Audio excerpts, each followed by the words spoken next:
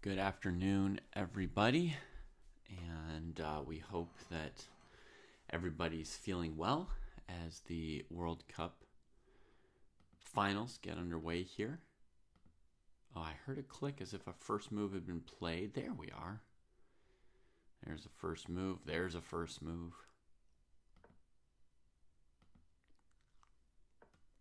Ooh, some Sicilian. And maybe Petrov over here.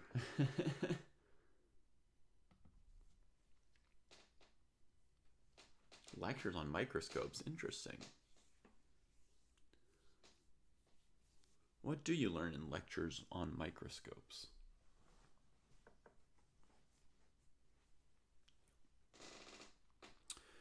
So it is day 24 here in Goa of the World Cup. I know Sweet Blues missed some part of the semis because of their own tournament. So for anybody who missed it, I've got the scores for the semifinals below. We're currently in the finals, so we're going to be seeing here Sindarov against Wei Yi and Esipenko against Yakubayev. The top match here, Sindarov Wei Yi, is for the championships. Both of these players have already qualified for the candidates tournament by virtue of their victories in the semis. And Esipenko versus Yakubayev, this is the third place match, which is also the match for the last spot in the FIDE World Championship candidates tournament. So there we have the starts of a Petrov between Sindarov and Wei Yi.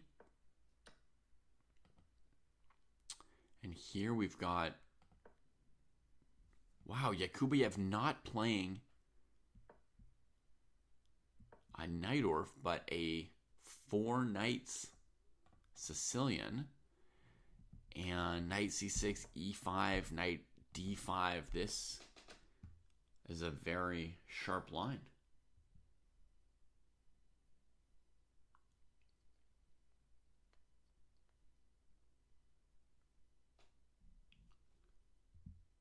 Super cool yellow. Hi, Phosphor. And if this is indeed your first time chatting, welcome to the dojo.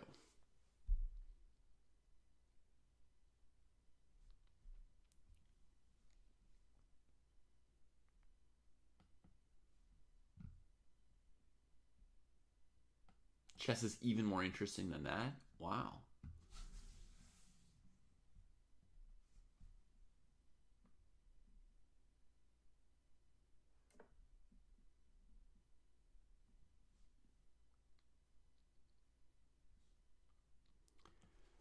Bishop b7? Have I ever seen that move before? Don't know that I have.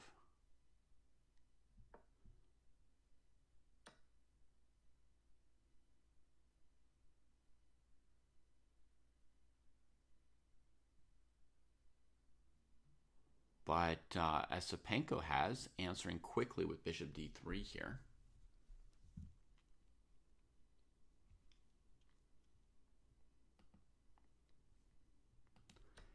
Knight e5, knight d7, castles. I feel like the old line was to trade on d7 and then castle. But Sindarov had an earlier Petrov in this tournament. f4. So let's check what that game was, because Wei Yi certainly will have. It was against Yu Yang Yi.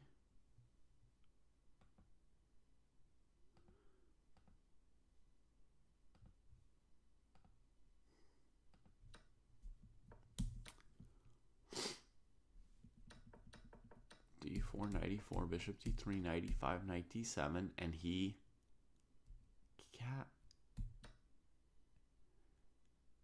castled today, but there he played the old main line, like so. This is like a line that was played back in the 90s. And I think in this infamous World Championship qualifying match, Sheriff and Kramnik played this line.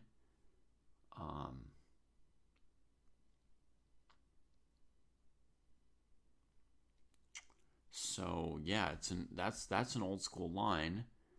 Now, that's what he played earlier in this tournament, and today, against Wei Yi, against Knight D7, instead of trading, he switches it up with castling. But Wei Yi is playing quickly, is ready for all that, blockades the pawns on light squares. The big idea here after f4 is to establish a head duo at e5 and f5 and squish the king side and make that an unpalatable defensive location for this king. But, this move knight c5, saying I'm going to get the bishop pair from you. And he just ignores that, so black does take the bishop pair, blockades him.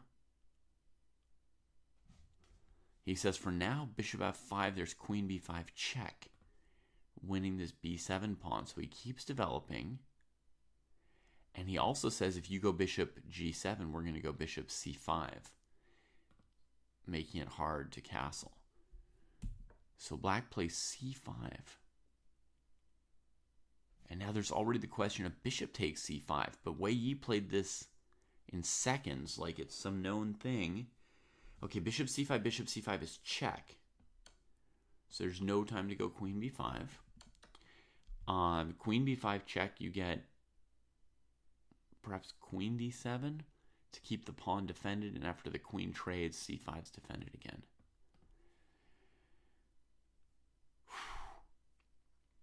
Nevertheless, this feels like an intense moment.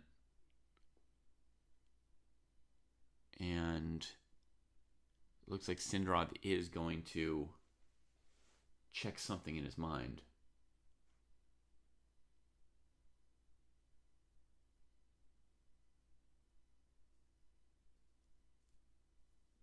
Good morning, Pop Pop. The doctor. This is the only tournament in sports that you can think of where the third place match seems more important than the championship match.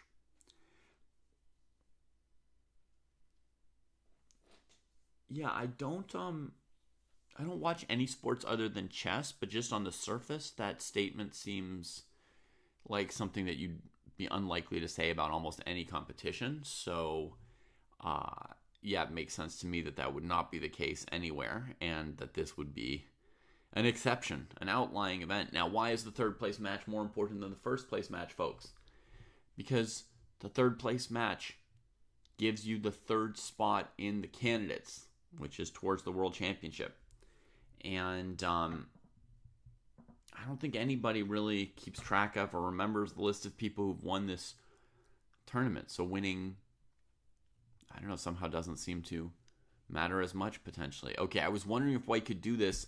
He plays knight c3, walking into the pawn fork, d4, because the pawn's also attacked, right? I mean, what is black to do other than push it? Perhaps vaguely this move could be tried, but I see a couple possible aggressive ideas for white against bishop e6. So black goes for d4. Knight e4. If pawn takes bishop, then knight f6 check. You could calculate if it's good enough to win. It's at least good enough for a draw with the knight back and forth.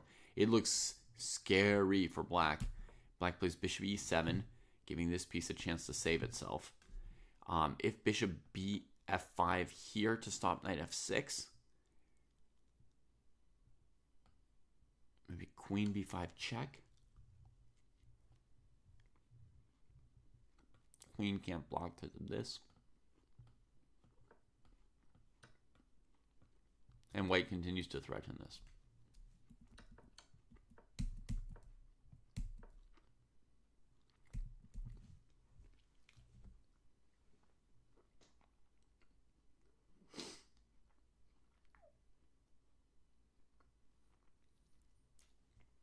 Okay. So white doesn't sacrifice a piece here.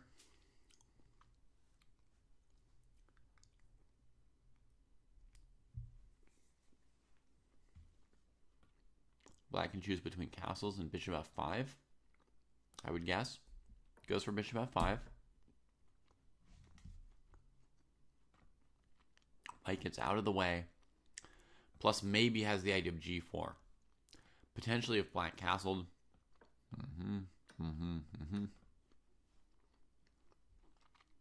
The queen seems nicely placed here. As I told Jesse recently, on the color squares of the bishops that have been traded. And, you know, it looks like white should be able to play f5. And even with their own king open, with no open file here, I would think white would be a little bit better in that possible position. Just surfaced, you know, first glance. I'm not used to this variation.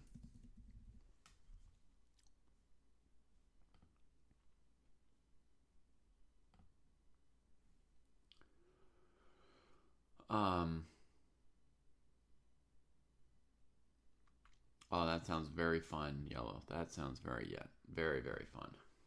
Yes, indeedy. Pushing a small positional advantage for 100 moves in 6 hours. Nothing more fun than that. Meanwhile, let's quickly check in over on the other board. Oh, after bishop d3, Kubiyev was out of book. That's weird, but he's the one who chose this weird bishop b7 move. Your opponent left without signing the score sheet. What? They spent so much time there, they might as well have finished the joyful proceedings.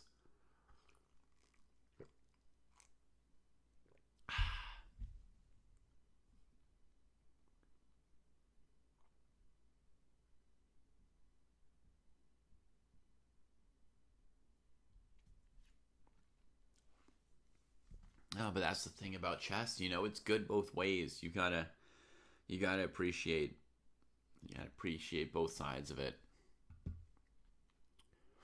Gotta enjoy it even if you're on the quote-unquote losing side of a game. Patrick's saying, how much is it worth if you get your pawn all the way to f6? So first of all, Patrick, that depends whether or not the kings are on that side of the board, right? But essentially a pawn, not just on f3 or f6, Patrick, but on any 6th rank square within 2 steps of the opponent's king is going to be is going to have the effect of an extra piece for the attack. So it's worth an extra piece as long as you are attacking a king within 2 steps of the pawn, right? So that we could say within the region of the pawn, but we're going to say 2 steps. So a pawn on the 6th rank, 2 steps away from this king, is going to be worth a piece for counting attackers and defenders in the attack and judging whether the attack is likely to succeed, etc. However, if the game doesn't go the direction of an attack, then ultimately it will not be worth that much. That'll be an exaggeration of its value, right? Near the king was implied, yeah. I'm just filling out my answer around that question. All right, thank you, Yellow. We will have fun. Enjoy your studies. Good morning to Rainbow Teddy. Black castles. G4 gets played immediately, and the bishop retreats instead of trading.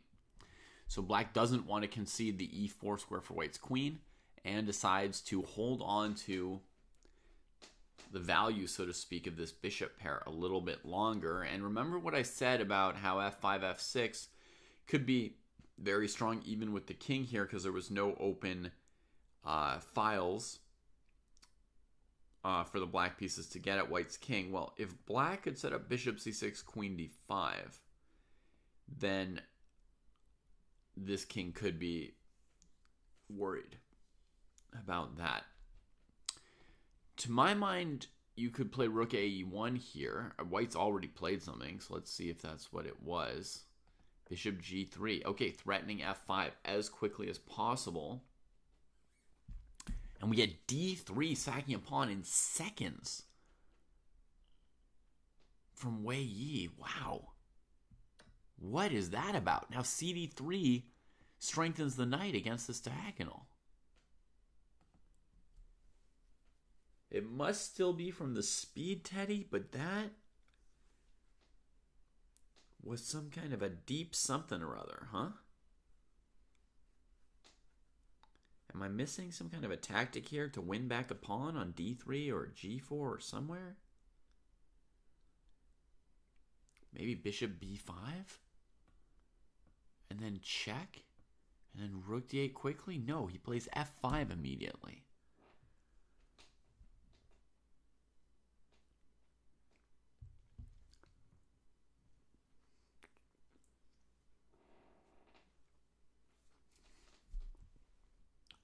Real quick, what happened if you played f5 here?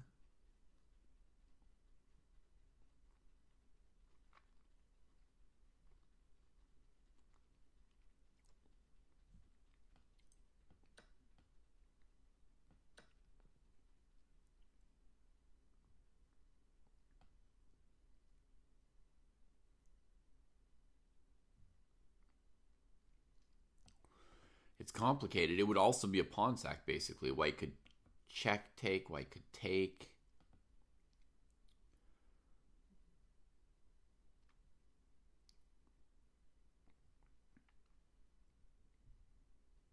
Or honestly, just play f5. Interesting. Huh.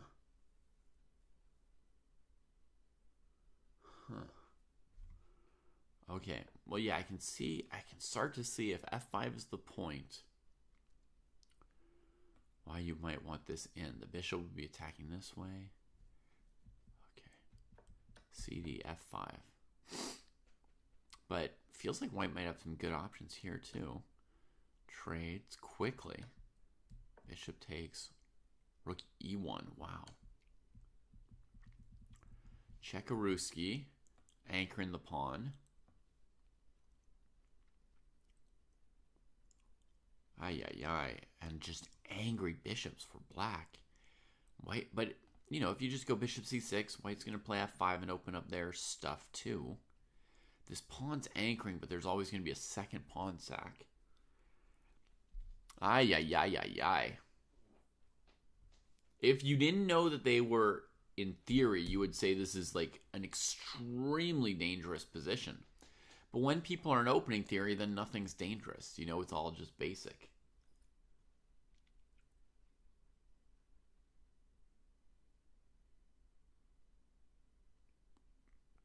Maybe they just decided to blitz and they didn't really have this all prepared. I don't know. Bishop f2 looks desirable, but there's rook f4. Apparently white's calculated something here. Because he does play bishop f2 in 40 seconds or so. Well, rook f4 seems extremely almost necessary, but let's have a quick look at it. Okay, if black took here, for example, it looks like they're down a pawn.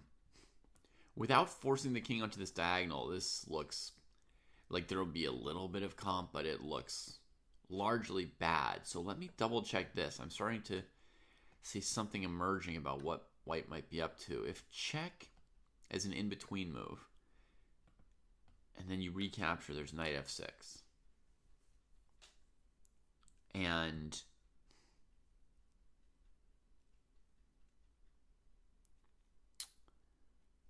white wins just a rook over here, I guess, pretty much.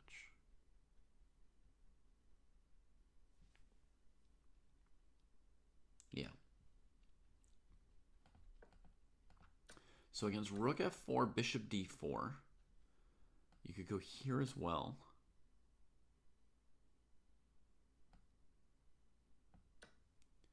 Recapture. Check him.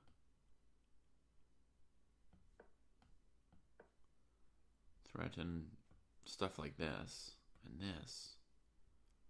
That looks brutal at first blush.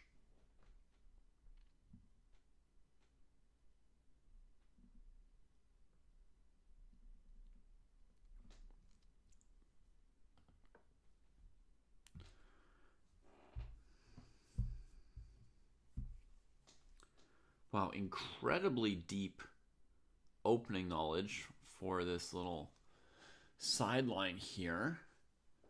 And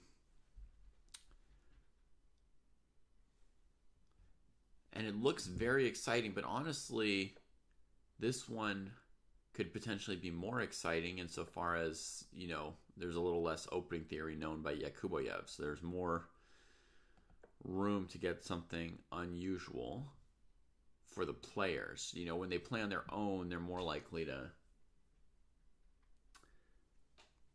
have somebody do something out of line and somebody else get an advantage, etc. Good morning, Francois.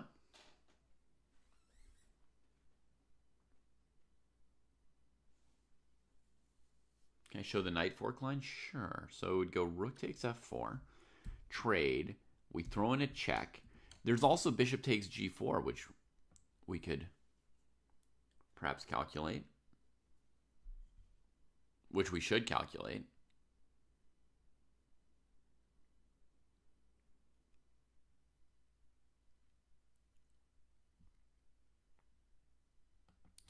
But the first line I gave was rook g4 check. King here trades, you know, recapture, I guess, and knight f6. So bishop check at the end, right? But so king here. So first of all, when I first saw this position, I wanted, instead of taking the rook, to play queen e7. It's just fancier, right? To box them in and threaten this checkmate. But after bishop c6, you know, things are so-so for white. So that's when I decided that I would take the rook.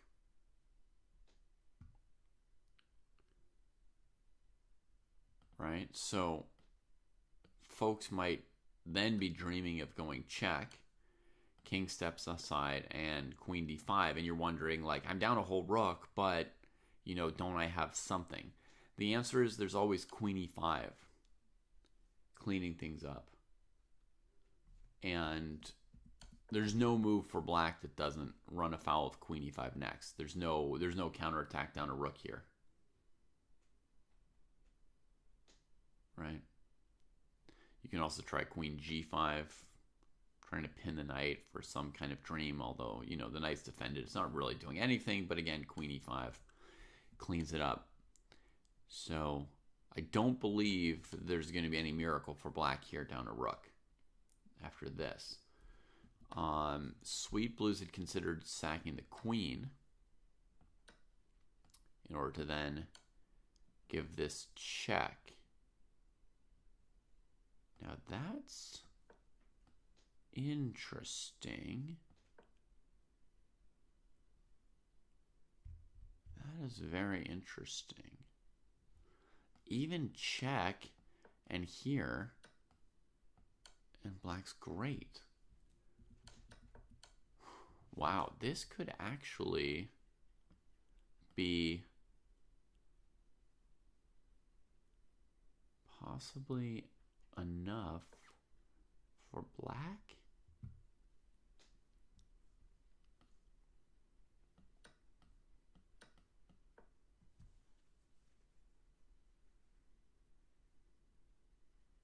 Someone says rook takes c6. Thank you, Cliff. That's going to make things simpler. The rook, after recapturing the knight, can just end everything there. Yeah. So there's not going to be a queen sacrifice here, though. Yeah, good on you all to look at that. A nice idea. If white didn't have rook c6, the rook f3, rook f8 line, that would be plausible. That would require more calculation. So that was rook f4. But we haven't yet looked at bishop takes g4 in this position. Let's give it a quick glance.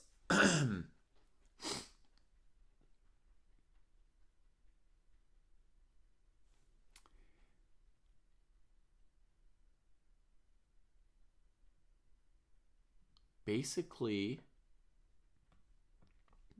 knight f6 is the most important move to look at here.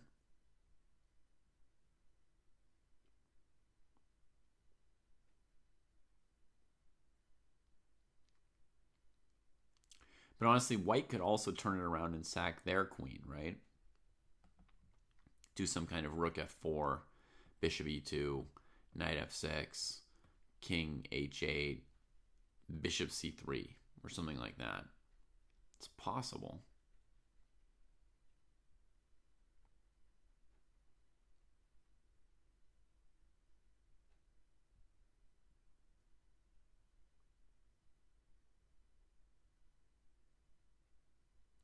In fact, there's even like a weird almost checkmate.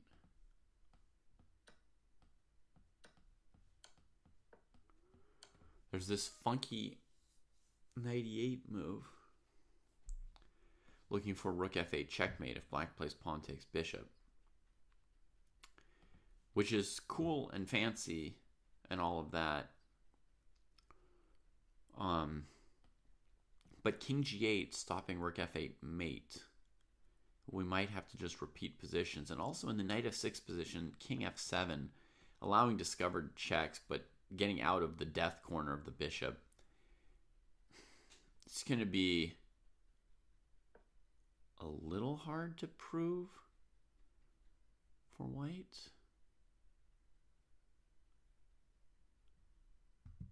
Maybe we can grab the pawn. The king can't yet walk onto the e file.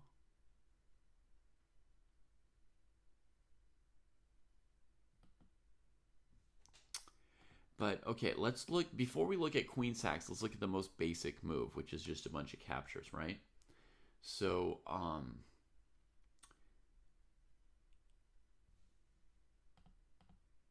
there we go, Jesse's here.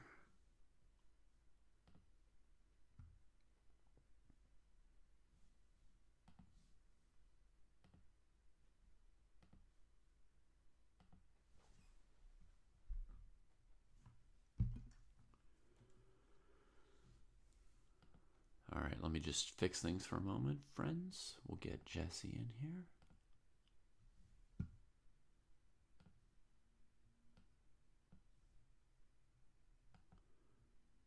All right, test, test, test. Can you hear me, Jesse? I am, bud. I am. Yes, okay. We got Jesse here. Let me add in the semifinal scores as well.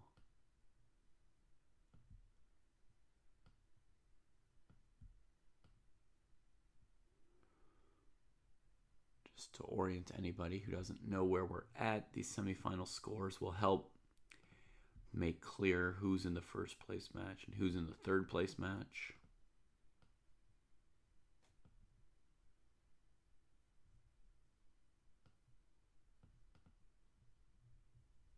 All right, that looks okay to me.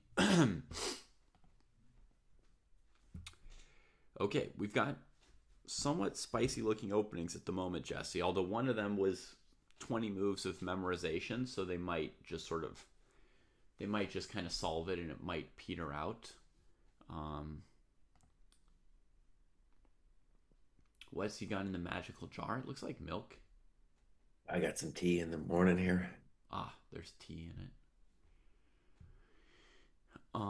So if we go straight for knight f6 for white, queen takes, bishop takes, rook check, queen takes, white wins, bishop takes, rook takes, extra rook.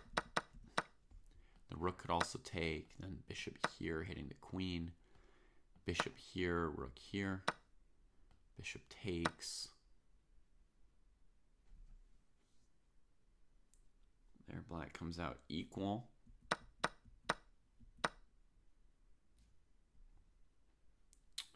Queen g4, rook f1 check is also going to come out equal.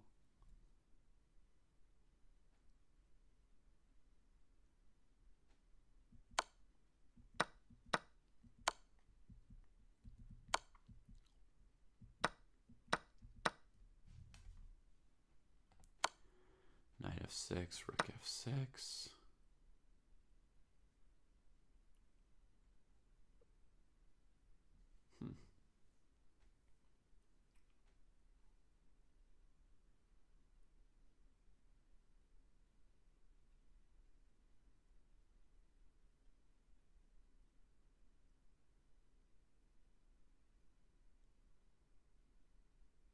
Yeah, obviously, I'm just orienting myself in here. Yeah. Let me ask a dumb question. So bishop f2, he's contemplating rook f4. And by the way, White's played this fast enough that it looks like a rat. So let's say I play rook takes f4.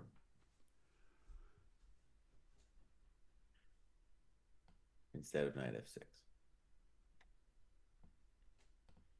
So I understand.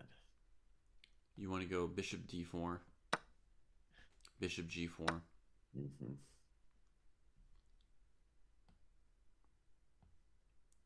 Rook f4, bishop e2. Okay, so bishop e2.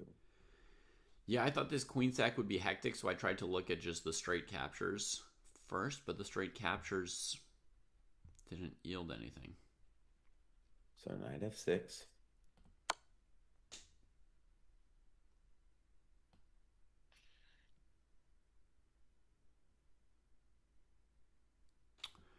Not seeing it here anymore. Oh, I did it after a repetition. First I played king h8, knight e8, king g8. And then I said even in this position here, black, in addition to king h8, has king f7. Not so clear. All right, let's try king f7. Bishop c3.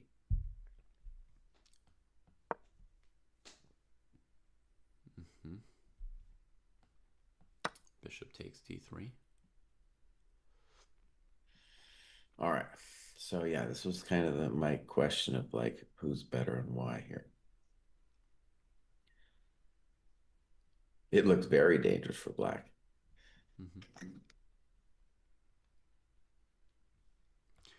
Yeah, I planned to maybe block here, but there is knight g4, knight h6, which probably breaks through.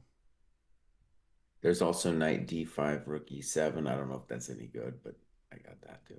Knight d5, bishop f5. Let's just try it. So knight d5, bishop f5, rook. Well, wait a second. On rook e7, at the minimum, you could just take it. Mm-hmm. Okay, so that's no good.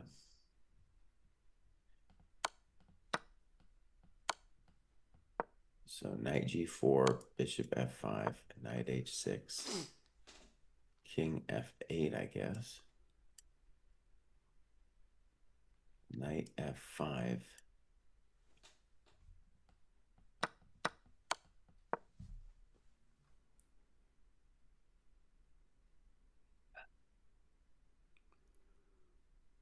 Then we're assuming like, okay, I need a square.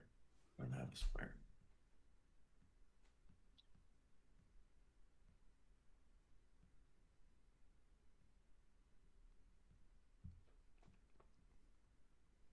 Maybe rook e4. I was kind of I don't know. thinking that there'd be a good chance black has a perpetual in this kind of a position, but yeah, I mean the king can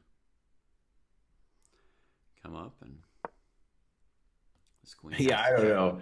from I don't here. know. It looks really dangerous for black, but let's just, and that's just my first look. I don't know. Yeah. But white has done this all very quickly. This variation goes back, of course, more than 100 years. Um, no one's ever proven anything, but yeah, this is definitely some hectic preparatio. If he doesn't play rook f4, let's ask this as a question. Is he actually even worse if he doesn't play rook f4? So if he takes on f2, for example, No, no, I just mean in the very beginning position that he's thinking on. Hmm. So like if he just plays bishop c6, it still looks like, okay, he's down a pawn. Okay, maybe he's worse there. I don't know. I mean, there's I also a don't question if white could take the second pawn. that would be very frisky, Mr. Bruce. It'd be That very would be frisky, I very agree. frisky. Well, there, oh, rook takes f4, then you go knight e6. Yeah, I don't know, rook f2 or something. yeah. But okay, basic would be probably bishop takes d4, queen takes, Sure. queen f, queen e3. Queen e3, right? And And I think I'd rather be black with queen b2. I mean, like, you can have c5 or whatever, but your king's all lonesome. I'm going to put a rook on e8. well, Anyways, the point is this, Mr. Bruce. I'm just I trying to think say, I think white's got to be better. Black might have enough to hold, but white's got to be better. okay, I'm willing to reevaluate. I'm just saying, in this position, dude, it's not like rook takes f4 is the only move. Yes, it's that's correct. Let me ask you something. It seems like this game is about nothing, right? The way you game. I mean, yeah, I mean it's sort of about a title, being the champion of a tournament, so to speak. Yeah. Bro, it was rough yesterday, man. Like hanging the rook. And I was like, oh, this is what we're gonna do for Yeah, World was he Championship, two dude. pawns up around that time? He was there. I thought he was at least significantly better, probably Hmm. winning. Yeah. Yeah, what a shocker. It wasn't that shocking though. You're playing a bunch of blitz chess and something like that's gonna happen. Hmm. Yeah,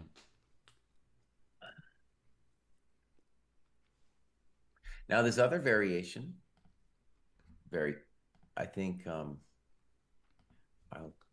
do I want to say about it? A fighting variation for black that is very theoretical. And then on move 8, they can do so many different things. you're saying the other game or this game? The other game. I know if you want to watch that other game, we can. It's just I don't understand what it's about. Right? It's an interesting position, everything, but I don't understand what it's about. This one, I understand what it's about. Hmm. Yeah, both positions look interesting to me, so I don't have a strong bias yet.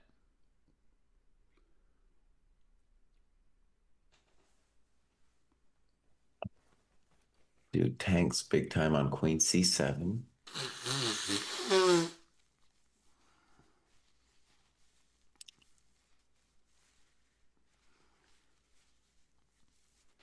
Hmm. Yeah, Jesse's saying over here, this queen c7 move, 16 and a half minutes for Yakubuyev. The move before queen c7 is an old main line, so they throw in these moves. Yeah, and Esipenko seems to be incredibly prepared for this business.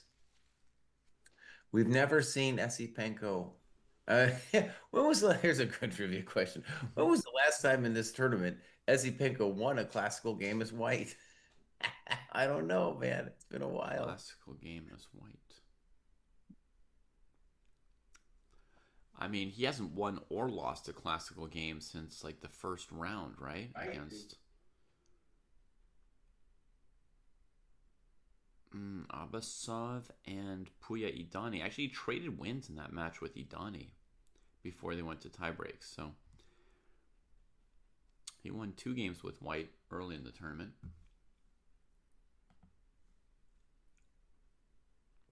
Yeah, Rainbow Teddy remembers it all.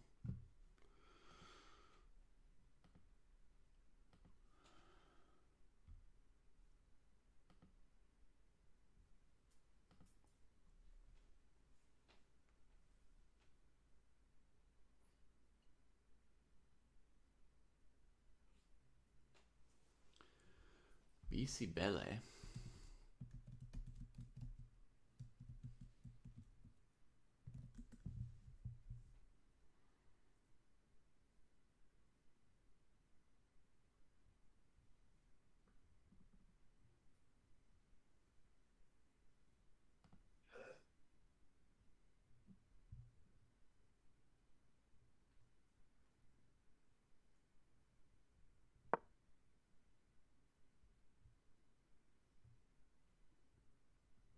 Dang, I've never had that.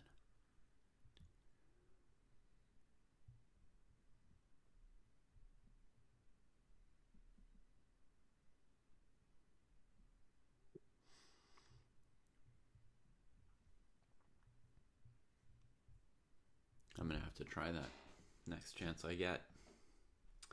I'm going to be looking for it. Going to be looking for some BC Belle bot.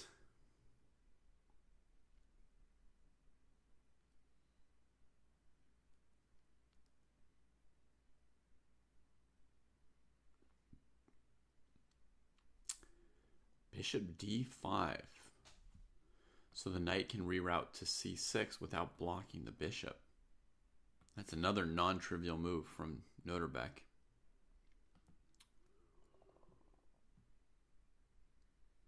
All right, I'll do a sensei eval of 0.3 for white. In which one? In the white, there's only one game that matters, Mr. Bruce. The other game doesn't matter. Okay. All right, Jesse says 0.3.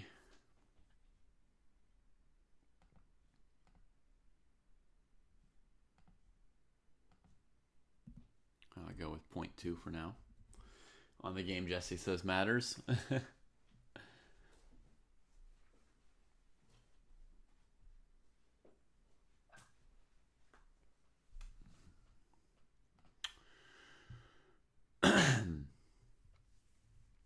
So I guess white will want a pawn on c3. When the knight goes to c6, that'll keep it out of d4. So I think a pawn on c3 would be normal. White will castle, maybe play bishop e3. Ask black about c5. Develop the pieces. Just a slightly better structure for white. Feels like black will have to strike from this side against white's center.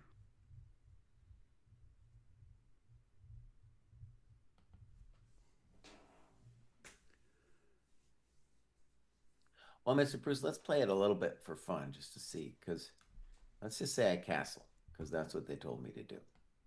Okay. Bishop e7.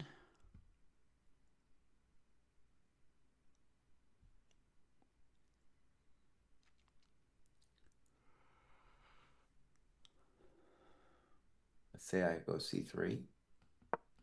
Knight c6.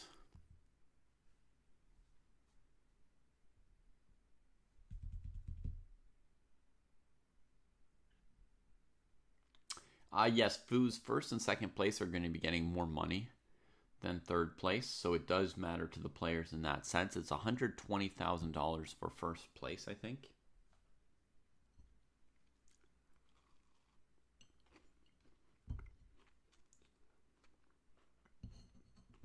So I'm just looking like a knight d6, bishop takes, pawn takes. I think it's important that you throw in bishop f3 there. Sorry, after knight d6, what? I'm thinking it's important that you throw in bishop takes, pawn takes, bishop takes f3.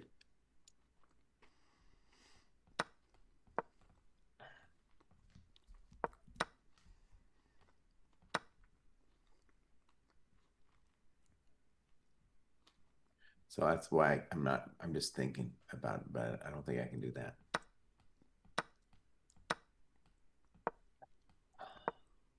I guess I could. There's no reason I can't. I'll just take back with a rook now.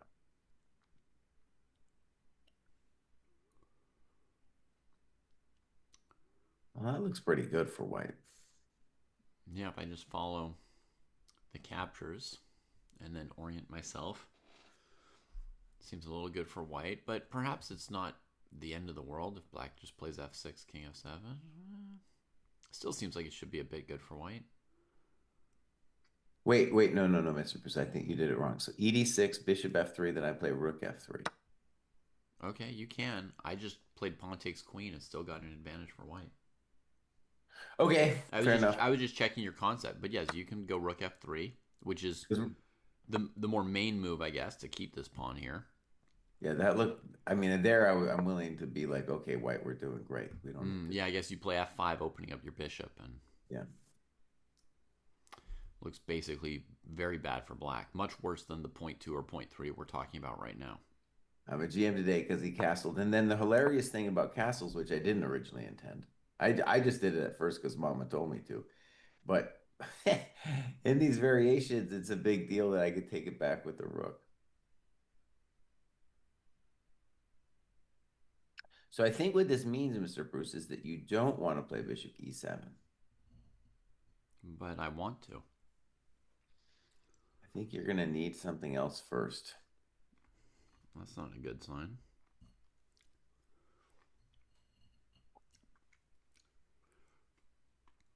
Because what I want to do is play bishop e7, castles, and then f6. And I don't got a lot of other moves I want to play, Jesse. So anything else I do is essentially going to be tribute instead of what I want. I know you don't like to pay tribute. I hate it. Maybe queen b7. Queen b. Uh-huh. Right away, right here, huh? I don't know. I'm just trying to make it work for you. That's very kind of you. Also, if knight d6 is my only idea, I want to take it in one shot. Mm-hmm. All right, queen e2 looks plausible to me.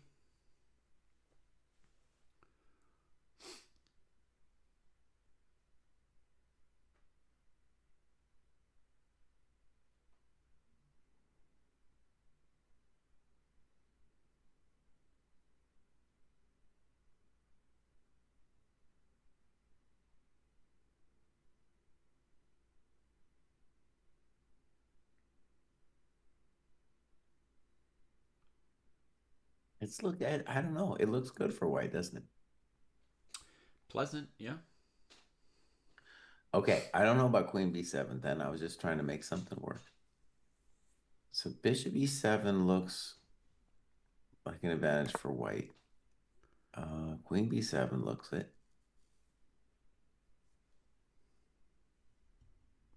Hmm.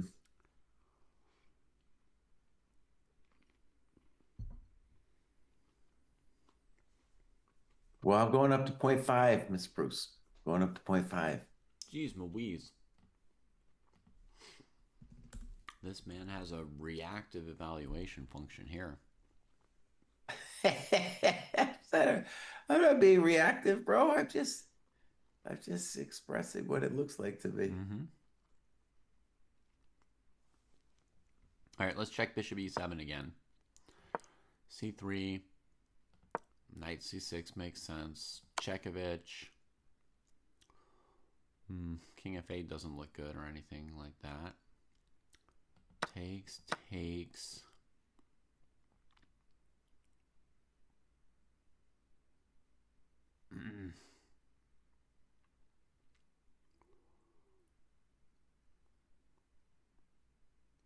Looks pretty reasonable.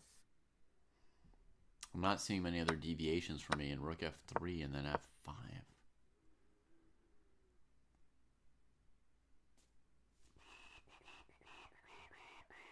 Oh, it just looks pretty wrecked.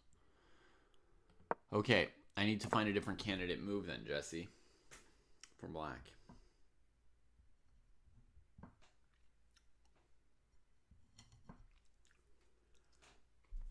Okay, all the positions we've looked at so far were pretty bad. So I will say 0.5 like you until I find a better candidate move. Rook b8.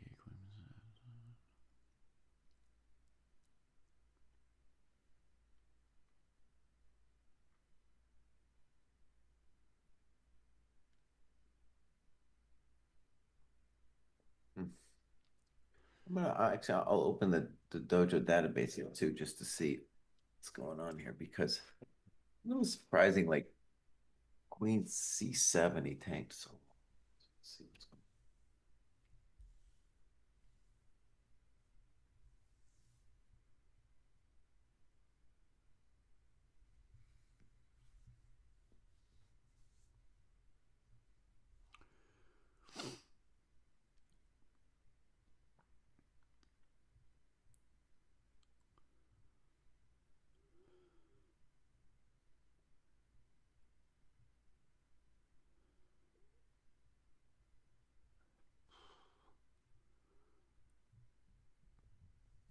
Yeah. Black's position feels like trash to me, Jesse. on. Okay, so Bishop D3, a move 9, is far less often played than the moves C4 and Bishop E2. So actually, let's get into Bishop D3 for a second. So normally in this variation, the issue for black is that we pop the knight with C4, and it gets to be this whole complicated dance of whether I'm dominating you or not. Mm-hmm. Bishop D3,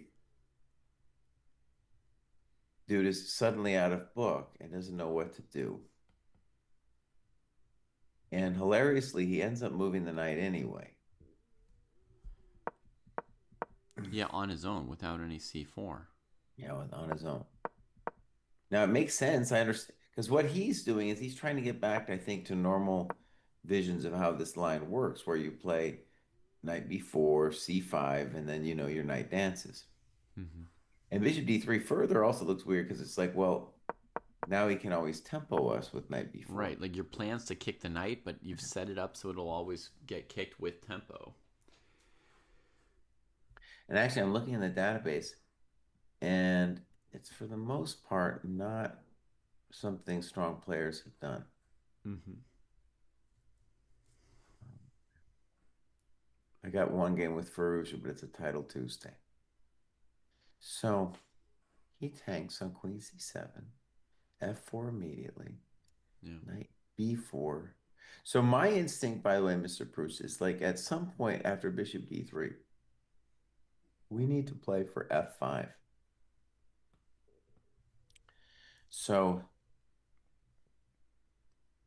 the problem with the way that the game has gone is that f5 isn't an option, and that's why we're uh, getting knight d6 in so soon. Mm-hmm. So like, Yeah. And by the way, not to distract you from yeah, figuring out the mechanics of the position, but Bishop E7 is what Noterbeck played. right, okay. So, C3, Knight, C6, Knight D6 is one of White's options. And it was a pretty good one from what we first saw. Um, but anyway, yeah, so continue. So somehow Knight B4, chosen by Black, ends up kind of running away from F6 and F5 moves.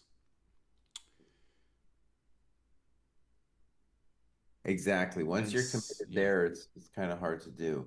and the knight still ends up kind of awkward on b4. So could he play f5 immediately in that position?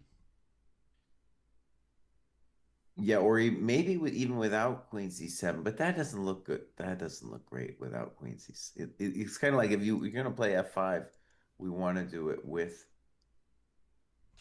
So maybe knight b4 instead of knight b4, play like bishop e7, just intending f5.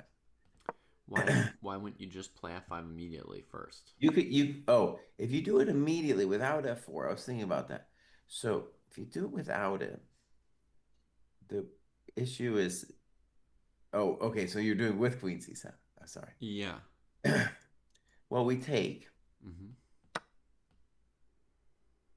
and then at the minimum, that's a scary position for black. Are you gonna go with knight f4 like a madman, Maybe this f7 move might be scary enough or just to or stop just me. or just castle short? I mean, it looks abysmal. Or just castle short. Knight d3. It's a fruit. They're getting like f7s in here going, or just queen d3. Either one of those moves is gonna be painful. Well, if you go queen d3, I'll castle queenside. I think you really want f7. All right, I'll do f7. You talk me into it. And then queen d3, I suppose. than anything.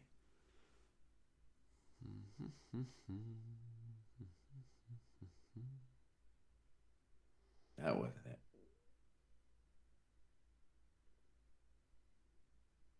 Okay, so this position, black's not going to be able to coordinate the pieces between the king in the middle and the pawn on f7. It's going to be completely lost. And if we'd gone knight f6, white would just play queen h5, and then just the king's just a problem. So in the database, the other main move besides queen c7 is c5. Makes sense. And there, probably we're just going to castle. We might end up transposing or something. Castling looks comfortable for white here, but maybe black plays like knight b4 and just goes and trades a piece or two. Seems like they're getting quite behind in development this way. Well, one thing that now after castles queen c7 will do is, because now I'm threatening c4, or it seems like I'm threatening c4.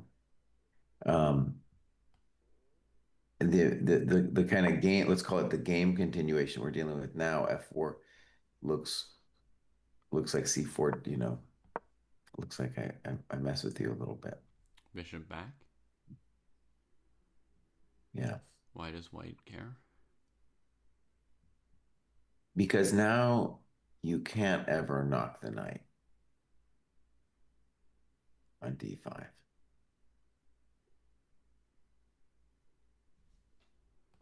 In the game, I mean, you could also... Oh, you couldn't play c4 fast enough. Could have played c5, and then white might have played c4. Knight b4, bishop b1. Got it. I see the difference.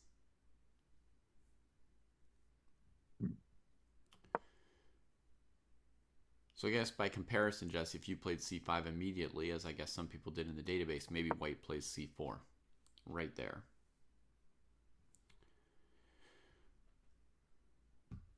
And then knight b4, bishop b1.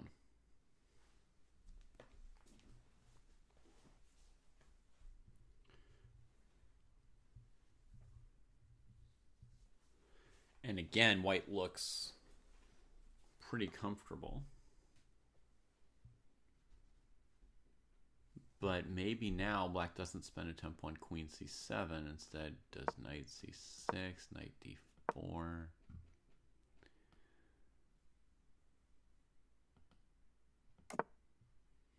Still looks plausible for white. I mean, we shouldn't expect it for it to not look plausible. It's just that black should find a playable position. Right.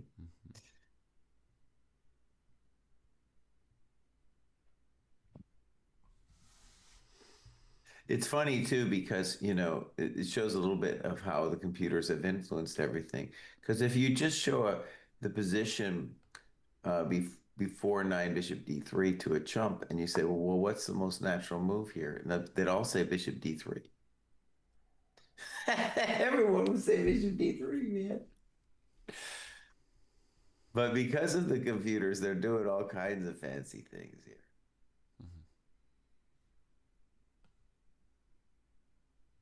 It's funny. So the natural move threw Nordebeck Jr. completely off his prep here. And as we're saying, it's not totally simple for black to figure it out either.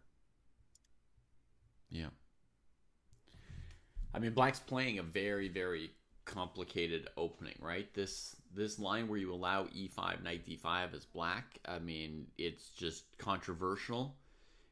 Basically, nobody's playing it off of anything other than prep. Nobody's playing it off of, feel or chess logic, right?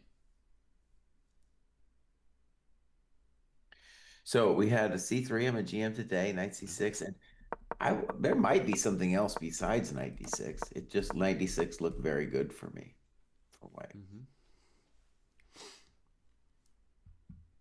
Yeah. Like, I'm assuming he's also considering the just simple bishop e3. On the other board, after 24 minutes, Wei Yi played none of the moves we'd considered. But bishop b5. Attacking the d3 pawn, but leaving, the but not heading to that c6 h1 diagonal that we had imagined. Yeah, no, that looks good too. But yeah. Idea is just to take out the underpinning of that knight. And it looks like there's lots of moves that either side could play. Is there Next. no what would White do? Cinderella's now finally thinking, what could White do? I mean, they could probably trade on d4, probably take on c5. Well, if you trade on d4, doesn't the mill go bad pretty fast? I don't know. Maybe. Because I'm going to win d3 or so. I don't know. You're going to have to you're going to have to pay tribute, Mr. Bruce, if you take on d4. Yeah, I mean, taking on d4, you're definitely going to get d3. Here. The only move that I can imagine White maybe trying for something is knight c5. But that one looks very frightening to play knight c5. Mm-hmm. This is just great for Black. Oh my gosh.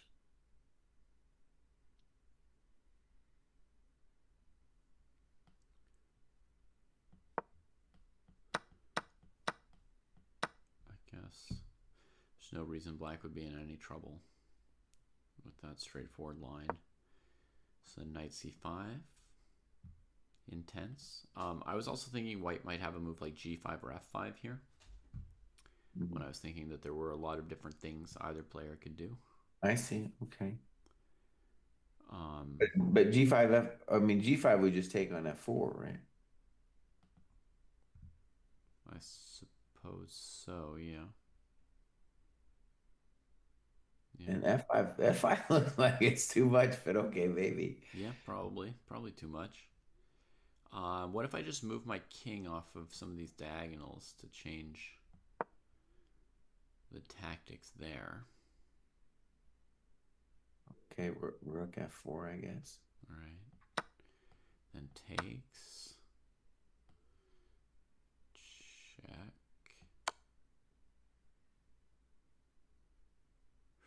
I don't know if I want my queen or my rook. No, it's actually kind of a little bit unpleasant for me. I don't know, maybe it's unpleasant for both Maybe I sides. should have put my king on g2 in view of this kind of a position where bishop c6 is going to save Black.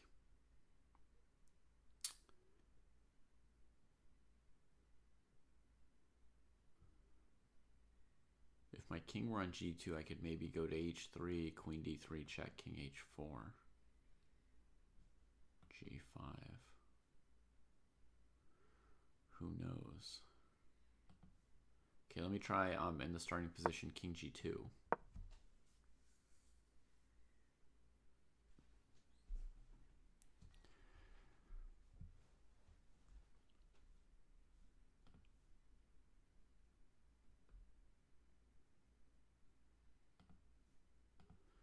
King g2. If I play the basic bishop f2 as well.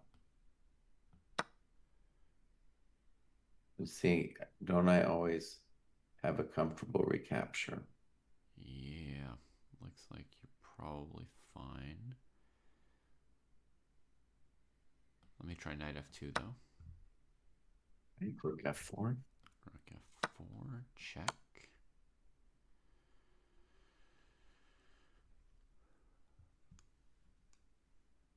I don't know where to go. Okay.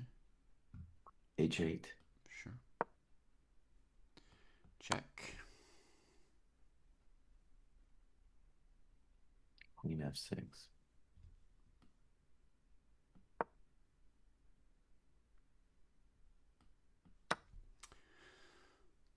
Queen takes c5. Oh, bro. No, Yep. that's not what you wanted. Bishop c6. Bishop c6.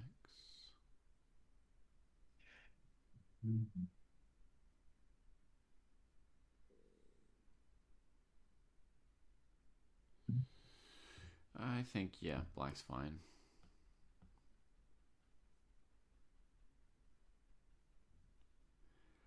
I don't believe in that.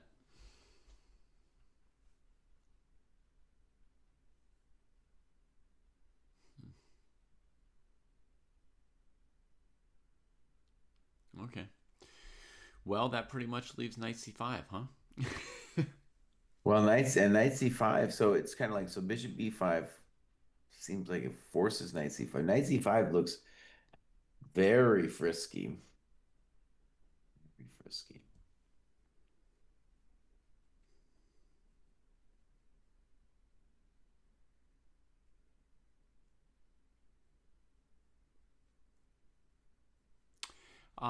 And rook d1, presumably black has rook f4, and white's king just feels bad. Mhm. Rook d1's just too grovelly here to be a real candidate. So, I mean, you say knight c5 looks risky, but I don't know. I might almost have to do it. Well, that's what I'm saying. I think that's why I said it right away. I was like, when you said there's a bunch of moves, I was like, I don't know.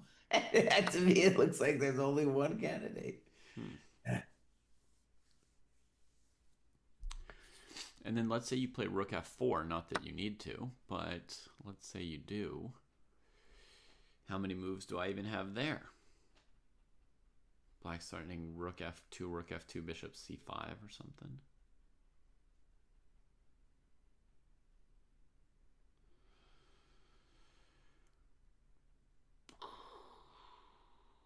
Right. And so for Wei Yi, this is one continuation. Then the Tausch, this is the ambitious one, and then he might be able to hold the position with the Tausch Machina on c5 and d3 as well. I don't know about that. But let's first, this is the one to check first. So, Okay. I mean, yeah, I don't know. Hard for me to say on that. So now knight e6, for example, black could take on f2. Mm-hmm. So let's say with the rook first.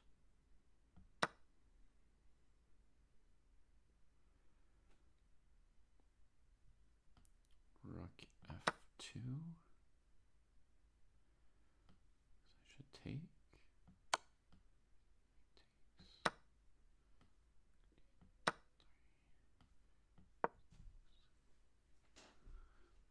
Queen f6. The black king looks kind of like he's fallen into white's grip here.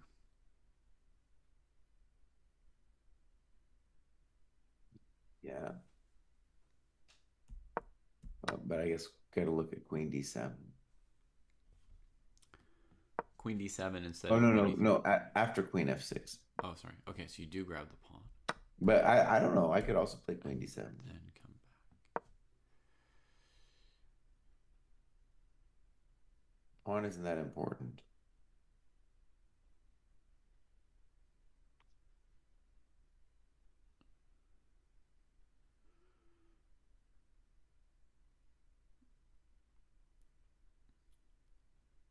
I'd be fine for white, for black.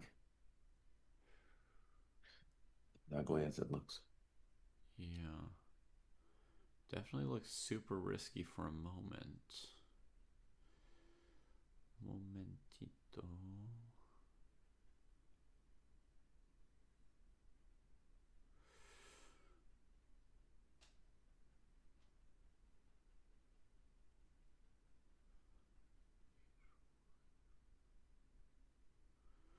Okay. Well, let's see what black can do here while they're tied up. Let's play h4 for white.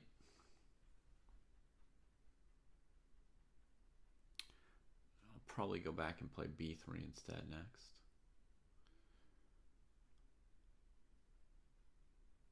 Well, I'm anticipating you playing bishop c4 and trading my glorious knight. I feel like I do all kinds of things here. I play rook e8, queen f7.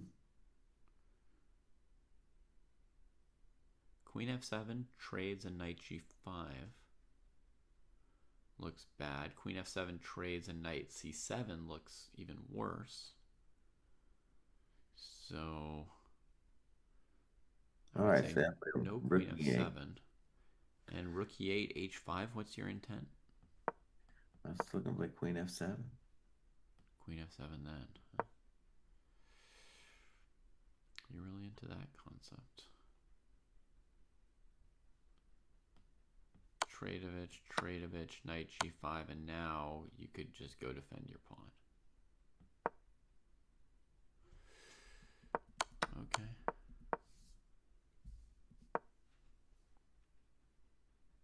They told me to get that queen out of there, bud.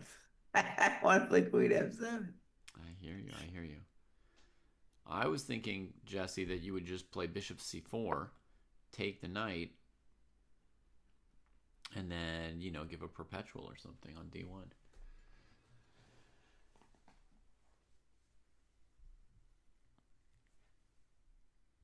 Well, I'm sure black was okay in that, it seemed fine. I didn't even know about taking on d3. I'm worried that there's some GM watching and being like, why are you taking the pawn on d3? You know, what are you doing? Mm-hmm. So you could go queen d7 instead. And then against d4, play bishop c4. But, I mean, you are just playing down a pawn now. In any case, none of this the knight c5 so far hasn't proven itself believable. Yeah, maybe you can even do it like that. Interesting. Yeah, it's not proven itself big time. We've got to move, though. Queen f3, 28 minutes from Sindarov. Holy hell, he just stops rook takes f4. That move was not on my candidate move list. Didn't see it. Not a GM today.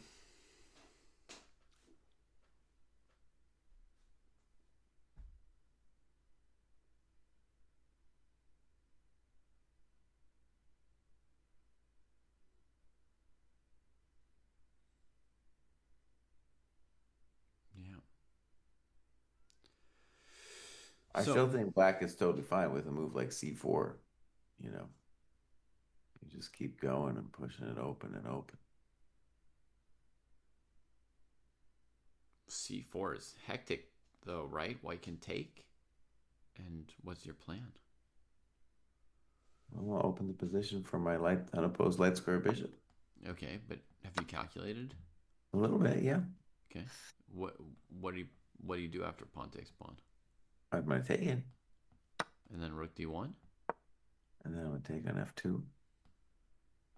Okay.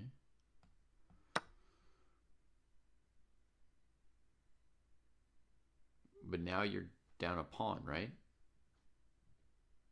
Well, I mean, oh, technically, Yeah. Okay. technically, yes. Okay. And I've got to tempo on the queen, so I can probably play g5, knight f6.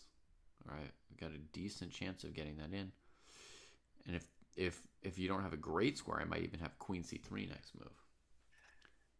Yeah, okay. You might have an advantage here. I was just saying the first thing is c4 after Maybe queen queen f3. e7, and then I don't have queen c3, but I go g5.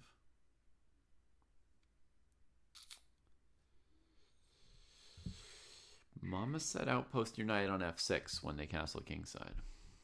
Could I play queen b6 instead of Mm-hmm. e7? Yeah, queen b6. Covering f6 from that side. Let's say rook d6. Just first thoughts for white. Oh, that's not very nice. Queen b4. Queen Just b4. first thoughts from black.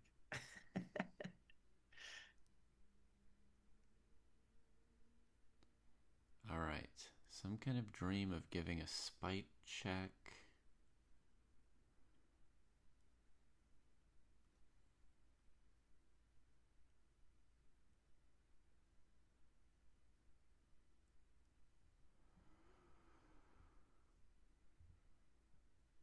While you calculate, I just want to say, Yeah. if black, it's the kind of interesting question for black is like, well, if I don't have c4, what other active move can I do here? I can't yeah, I don't see a way to get the rook on A8 into the game. Yeah. I mean, I don't know Um, how deep we should look at this position though, because White's got the pawn and the compensation. Like this is just okay, there's I've no tried. world where Black wants this position. Like White could play Queen C3. You trade queens, you're just unequivocally down a pawn, and the only reason I'm not playing Queen C3 is because I think I might have better. All right, in our primary game, Bishop E3 is played, Mr. Yeah. Booth, and he's a weenie. What are you doing, Andre? See, I've watched you be a weenie for so long, buddy. So he doesn't go for knight d6. We thought knight d6 looked great. Doesn't mean this move's not good too, Jesse. I mean, Yeah.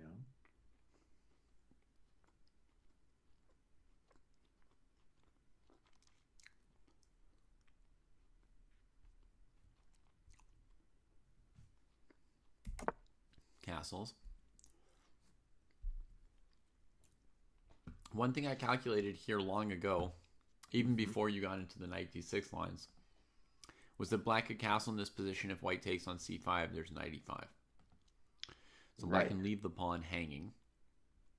And now I guess you would say knight d6, since it's not check, it's kind of a whole new ball game. It doesn't really hit in the same way. Black can kind of do whatever, maybe play f6. Um, hmm. So, a question All for right. later is what was wrong with knight d6 check? All right. So we're GMs today because castles did happen. And if Andre thinks forever here, it'd be like, bro, bro, what are you doing? Yeah. I mean, my immediate thought, Jesse, is that the advantage is cut at least in half just by Black being able to castle quickly here. Knight d6 is no longer check. Black should be able to play f6 in the next move or two. I don't really know what White wants. Yeah.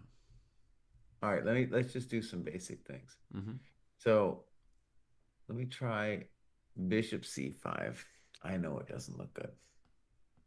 Um,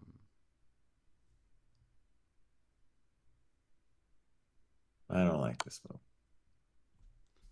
I don't like this move. No, I don't like it. So I'll try I'll try knight Actually, I mean, I C5. think it loses a piece more or less. It looks terrible. So let me try knight C5. Okay, that one.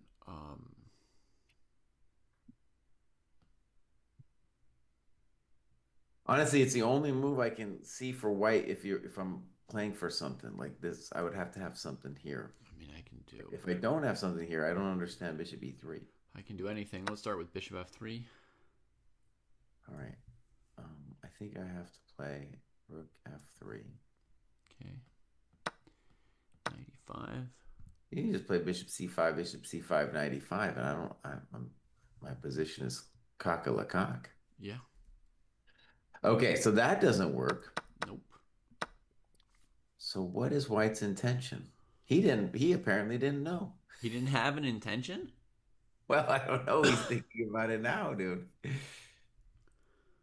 He played Bishop e3 only to discover that his opponent didn't think he was threatening the c5 pawn. I don't know. Now, I guess I could still play Knight D6. Right. But one wonders about the threat now. So I play f6 for Black. Well, isn't your don't you have to worry about your bishop here, bud? Don't you want to take first on Hmm. F3? Oops. Yes, that was my intention. Sorry. Thank you. Okay. So bishop F3.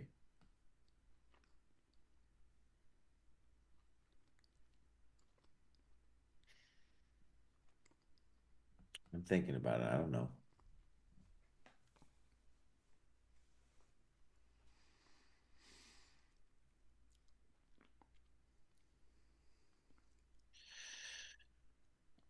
All right, I don't know. Um, Let me first try Rook F3.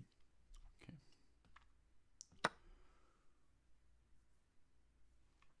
think you're going to be fine after f6, though.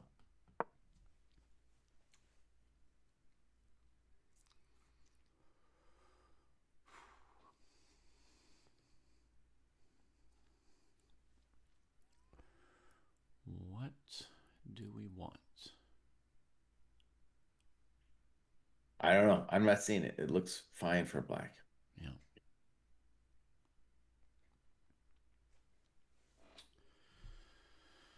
Yeah. Okay, so castles, live position.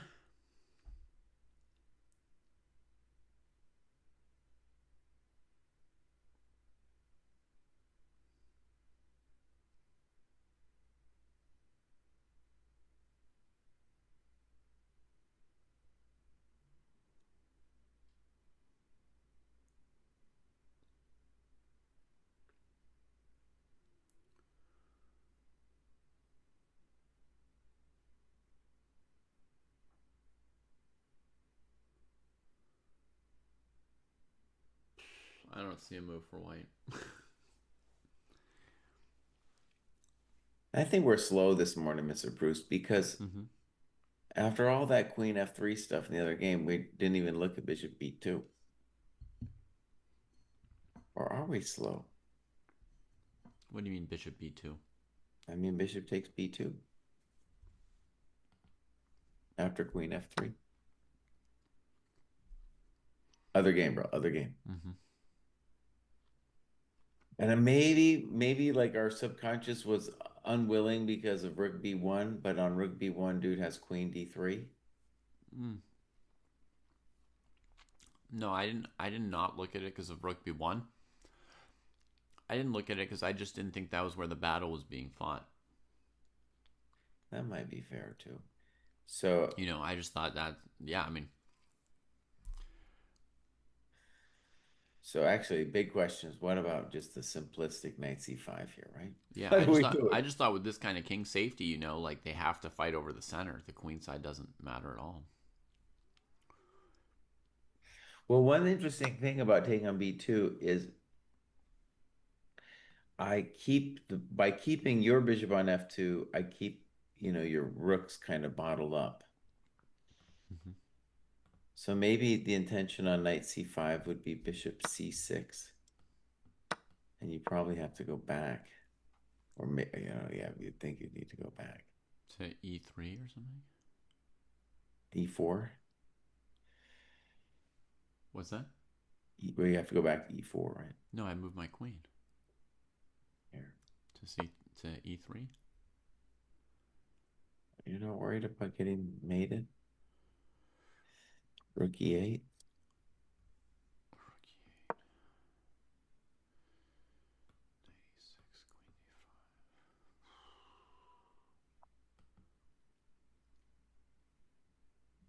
That's a nice move. Shoot. I think you got to play knight e4, but Mm-hmm. Okay, I'll play knight e4 after rook e8.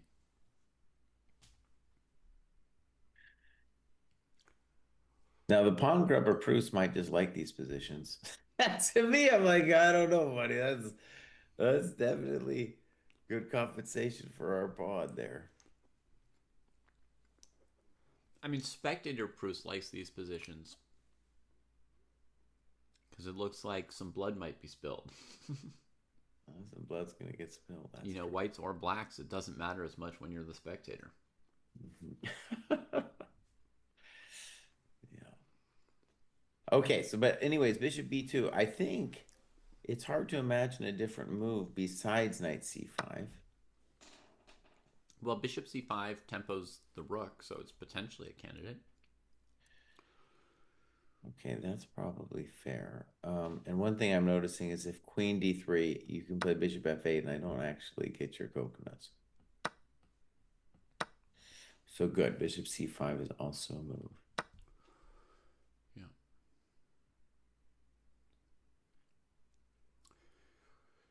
So, um, Wait a second. So bishop c5, bishop d3. yeah, bishop d3. Rook D1. Let's try rook D1 for a second. And then I think I might, I'm being more clever than I want to be, maybe. I mean, you got bishop E4, super clever. But I think you just play Queen E4 and say what? And then I think I have real problems. Well, you've got queen E8 to try Queen and win E8. an exchange. Good question. Okay. I suppose I could always back out with queen C2, but then there's rook C8 if you really want to punish white. Yeah. Oh my God, that is hectic. That is really a violent variation. How about Okay, queen so B7? Maybe queen B7. I know, pawn grubber proofs, blah, blah, blah. I believe white probably has something with this queen after queen E8. It's like we're just barely doing a little dance here. Okay. Yeah, I mean, I might as well take this pawn, right? I'm hitting everybody. It's good. So on queen F3, bishop B2, we got knight C5 and bishop C5.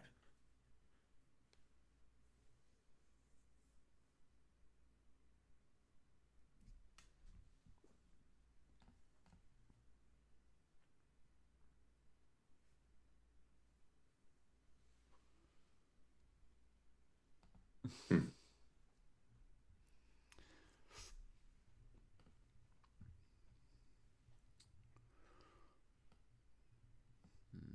I'm just trying out some moves for now, Teddy. I'm not yet, advocating any strong position here. Bishop D3, rook D1 did look scary for black. I mean, bishop takes E4 looked forced because the bishop was dropping. Then after queen E4, queen 8 was the only move. Idea was queen C4, queen F7 to hold on. We got a real Esipenko move, dude. Queen B7. We got a full Esipenko, bud. What did you do? Knight D2? That's maybe. Oh my God, same thing. Same thing. I think one of the reasons the Russians aren't in the top 20 anymore is they used to be said that the Russians don't retreat, dude. That was one of the things they said. They said Russians don't retreat. And what is he doing? He's retreating here. Knight G3. Also, he's just trying to make everything so easy, but it's like a little bit soft. Right? He's not pushing. That was lame. I'm gonna reduce your evaluation for you, Jesse. How low can I put it? Come on. I'll go down to zeros. I'll go down to zeros. Oh, that's really low. I don't see anything here for white. No. I'm gonna keep it at 0.1 because I think black's always a little bit, just like a tad bit worse structurally.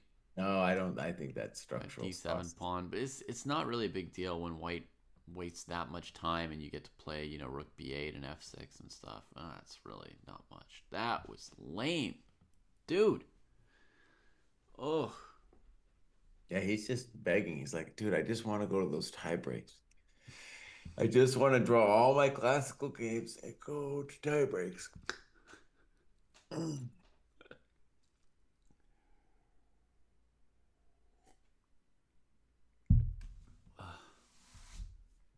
Well, actually, when you think about it with Dubov and Esipenko and like the Grishuk heritage is like the way to do this event is to just draw all the classical and then go to the rapids. All right. Conserve your energy. Conserve your energy. Oh, we did have rook b1, which I kind of dismissed with this queen d3, bishop d3, rook b2 thing. Did rook b1 get played over here? Yeah, it looks like a full Tausch machine here. Bishop b2, rook b1, queen d3 played, queen d3, bishop d3, rook b2. So we're looking at bishop e4, bishop c5. Which looks to me like just totally equal, man. I guess, Teddy, yeah, at this point there's no energy to conserve. This would be the point where if you've been conserving your energy all tournament more than your opponent, you would now play maximalist chess for one match. That's a good point.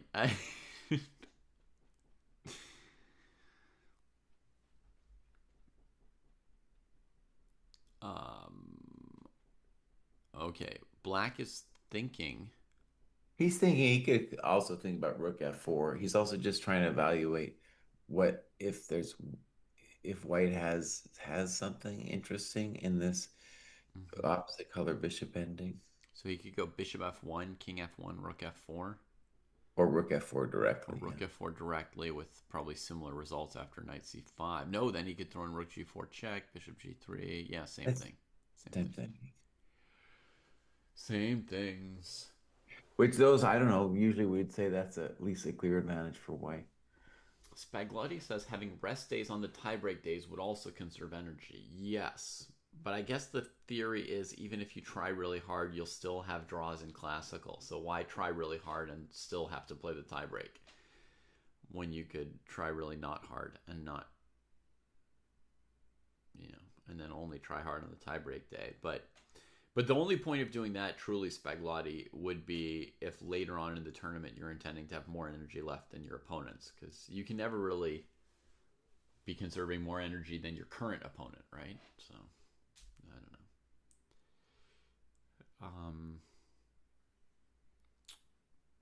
Well, let's quickly evaluate bishop takes e4 before we look at messy stuff like bishop f1. Bishop e4, bishop c5, rook f c8. Where's f7? There's a lot of different moves. I mean, there's nothing. It'd be zero. That's what it feels like to me too, Yeah. man. So Wei Yi's wondering if he can go for more with bishop takes f1, but rook b1, as you said, was full Tauschmaschine, and I mean bishop c5 and knight c5 looked interesting. He spent some time on rook b1. He spent a dozen minutes, so he didn't just gloss over the moment. Yeah. I On mean, I understand there was risk involved, and I think Rook B1 was just a way to flat. It seems like it's just a way to flatten it here. Yeah, this knight c5 line looked very risky, but our bishop c5 move, was kind of cool. We didn't look at a simple move from black like rook f7 or rook e8 there. Right. Um, oh, also, what about bishop d4 check? Like what's our bishop doing on b2, right? Let's take it back. Bishop d4 check. If bishop takes, queen takes, that's going to be nothing. Knight f2, rook f4.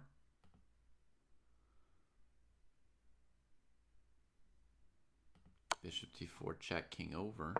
You can go takes, takes, bishop here. Jesse liked these kind of positions for black.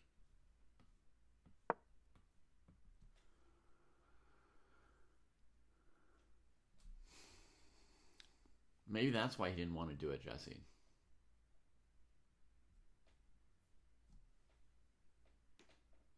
Well, no, yeah, it's very terrifying, the whole thing.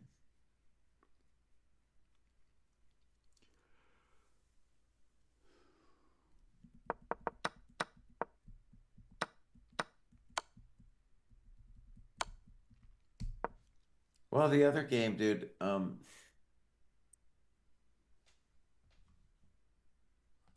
trying to have a charitable interpretation of what White's done, as in to say maybe White can believe he's got something. I don't like it.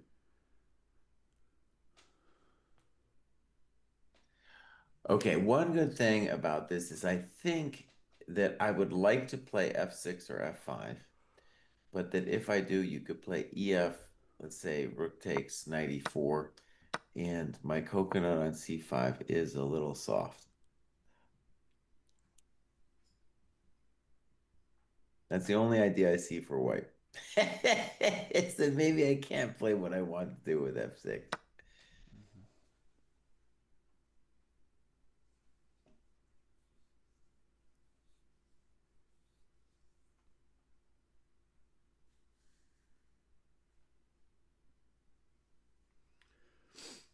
All right. Well, I would first ask this Questyatsk with rook a b8 before anything else. Okay, good. Good question. So let me try rook f2. Yeah. good.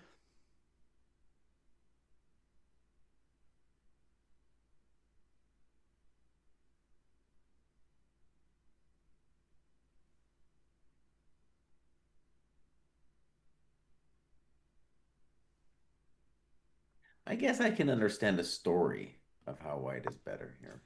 I played d6 now. Hmm. I'm gonna take that coconut. You take it, right? Yeah, My bishop. and my knight returns. Mm-hmm. Knight e7. A I move like you it. should appreciate, Jesse. I like that move.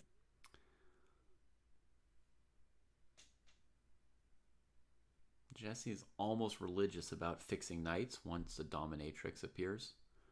So, Yeah.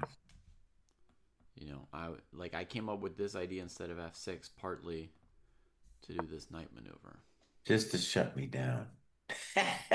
It's to shut all my fun down. I thought Jesse would like this.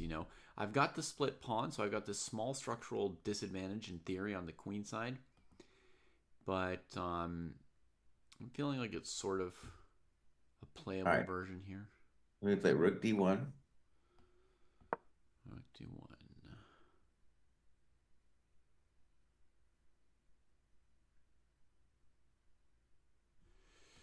Knight f5.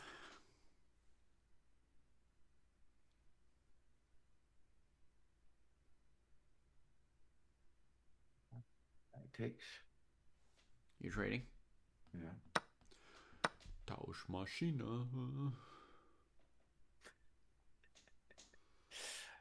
All right, and I gotta try then Rook FD2. I don't know if I believe it, but I feel like that's what a guy's gotta try.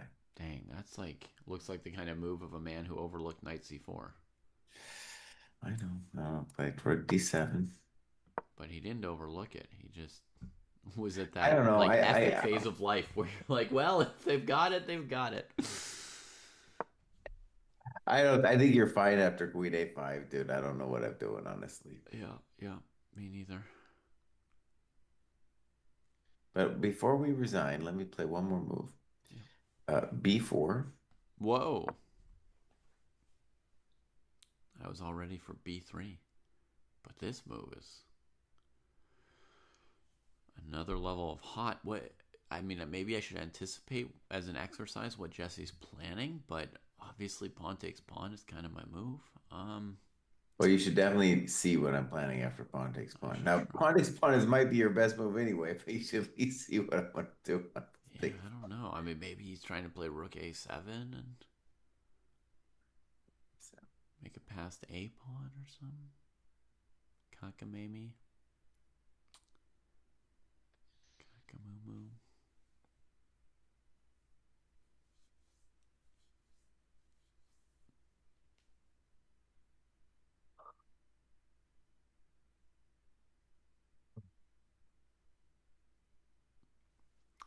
All right, here's what I got, Jesse. I will take.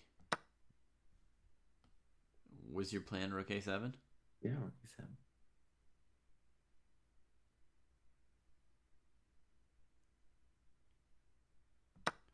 Rook a7, so queen b5. Pawn, What's that? pawn takes. Pawn takes? Okay. I'll take your bishop. All right, queen takes. I know my knight was looking good, right? But No, I I know think it's a lame-o in this open position. you probably could have left it there on C4 too.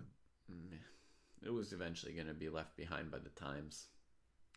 By the times. Slow moving piece in a world of freeways and diagonals and files. Anyways, I think you're fine here. Yeah. My rook on A7's like a symbolic trump, really, more than anything else. Yeah. By transposing to the heavy piece position, folks, I made the A pawn less of a concern.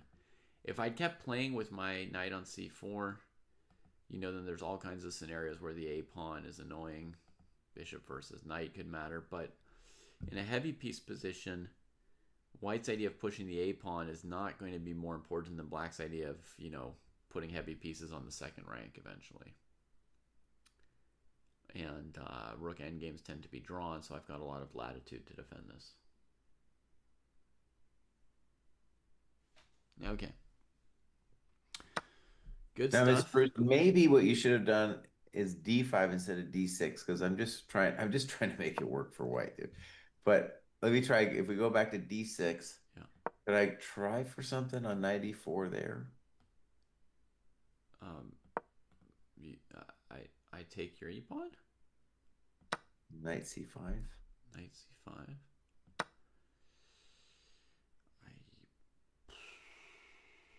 I don't know, dude. I play, I don't know, rook fd8. Well, don't blunder knight A6. I think you just play EF is Oh my probably. god, what a monkey move. All right. Knight c5. Just play EF, bro. I can't. I don't think knight A6 is gonna do it for me. Okay, ef. Bishop I think f4.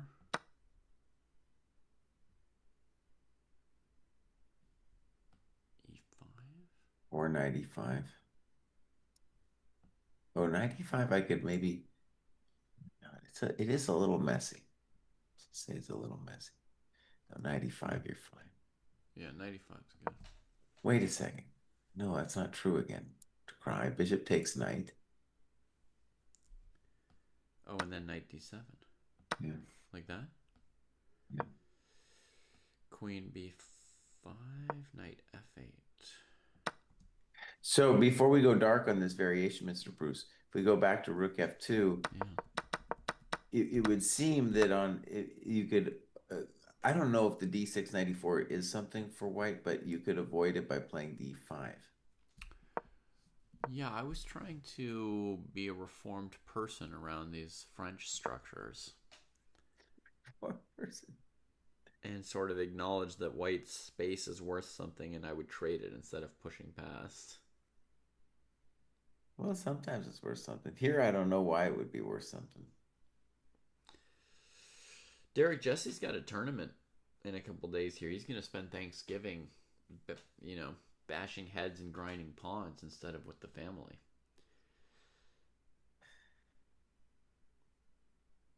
Yeah. What's this Yeah, I got tournament some called? movement. She's a Is it the U.S. Masters or something else, Jesse? What's it called? This tournament, yeah, U.S. Masters, U.S. bro. Masters. Beautiful tournament. Kostia's going to be there. Oh, I'm a GM today, dude. He played D5.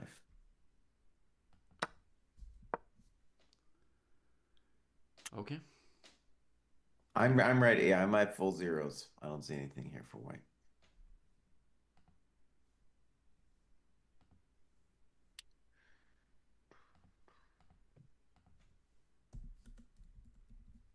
Well, Patrick Daly, maybe white wants to play knight H5, but the issue is you're not in order to mate black, you really need a lot more coconuts than just a knight hanging out over there. But we might see knight H5. That might be a move.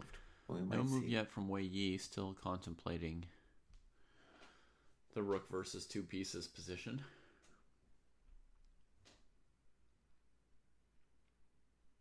Has anything interesting happened? That depends on your perspective. The positions have become less combative during the time you've been gone. Oh, I would say that, that just because Esipenko played some sad moves doesn't mean it's not a combative game. Um, when you play chump moves, speaking as a chump who's played some chump moves, the position, keeps going. Mistakes are made from both sides. And now with D5 on the board, White's in a little bit of a pickle. Like, does he take on D6? Or does he let the pawn stand? Personally, I think he's got to have. He probably can't let the big fatty live there. Black's got a dream within the bishop, unopposed, not the unopposed, but the good French bishop. You know, great center, yada yada. Mm-hmm. Yeah, in the old days, I would have said that black stands better if white doesn't take en passant. But I'm trying to be less biased now.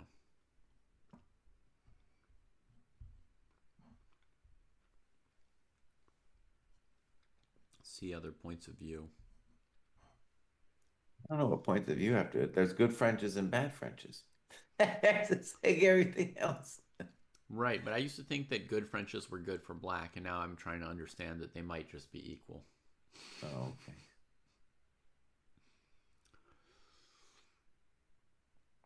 Patrick Daly's obsessing over like some kind of big attack or something, I guess. Mm-hmm. Well, he thinks he can stack coconuts on the king side.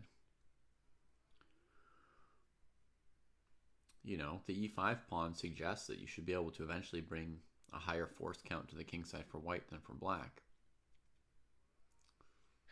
Well, let me just say I've lived with this guy Esipenko for a couple days. Yeah, Okay. yeah, yeah. And he's not gonna play knight h5. Esipenko is more of a pawn takes d6 kind of guy. I've sussed that out too. I've sniffed that out. He's not gonna play knight h5.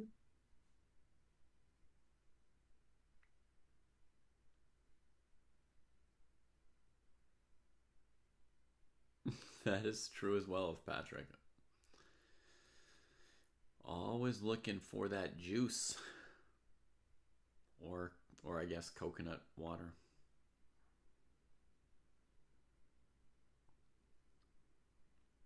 Is coconut water technically the juice of the coconut or not? Um, Question. It's coconut's a weird thing, man. Yeah. Because most nuts don't have juice. Right.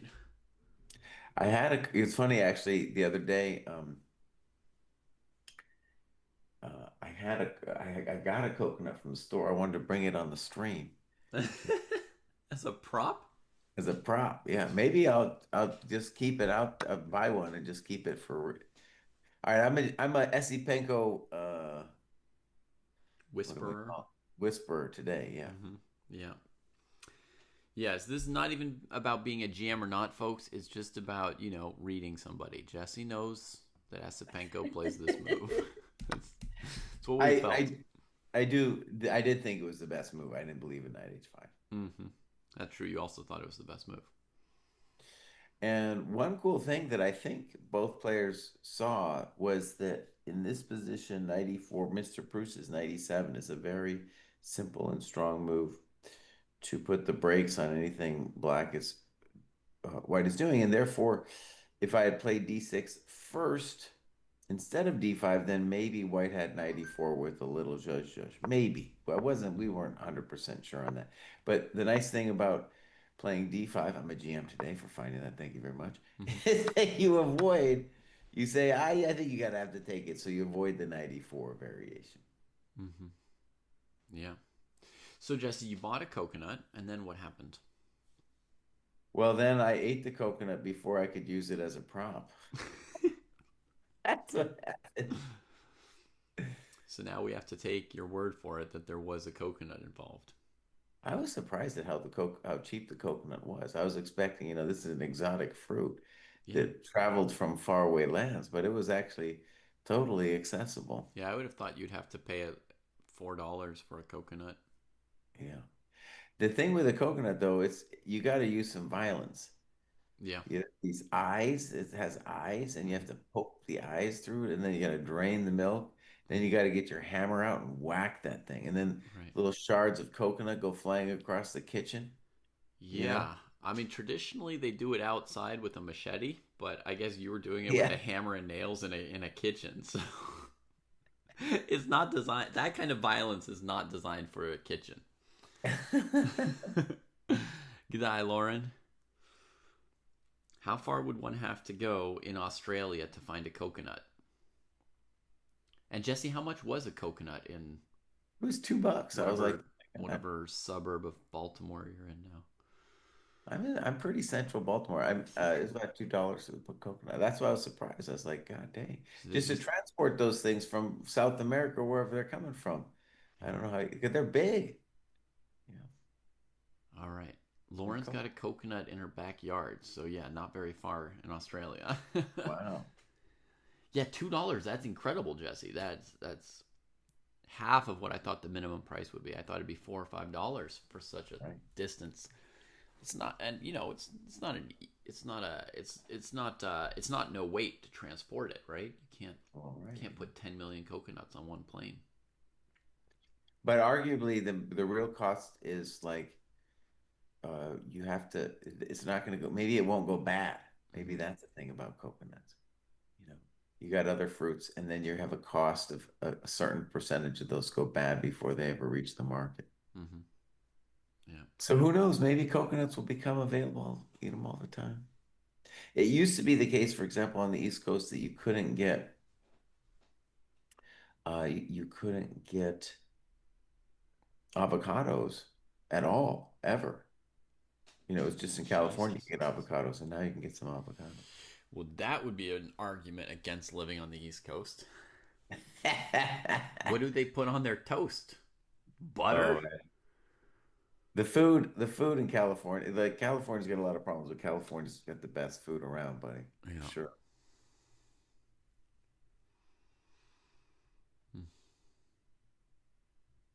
I mean, the biggest problem with California is that it's extremely expensive because of how nice it is.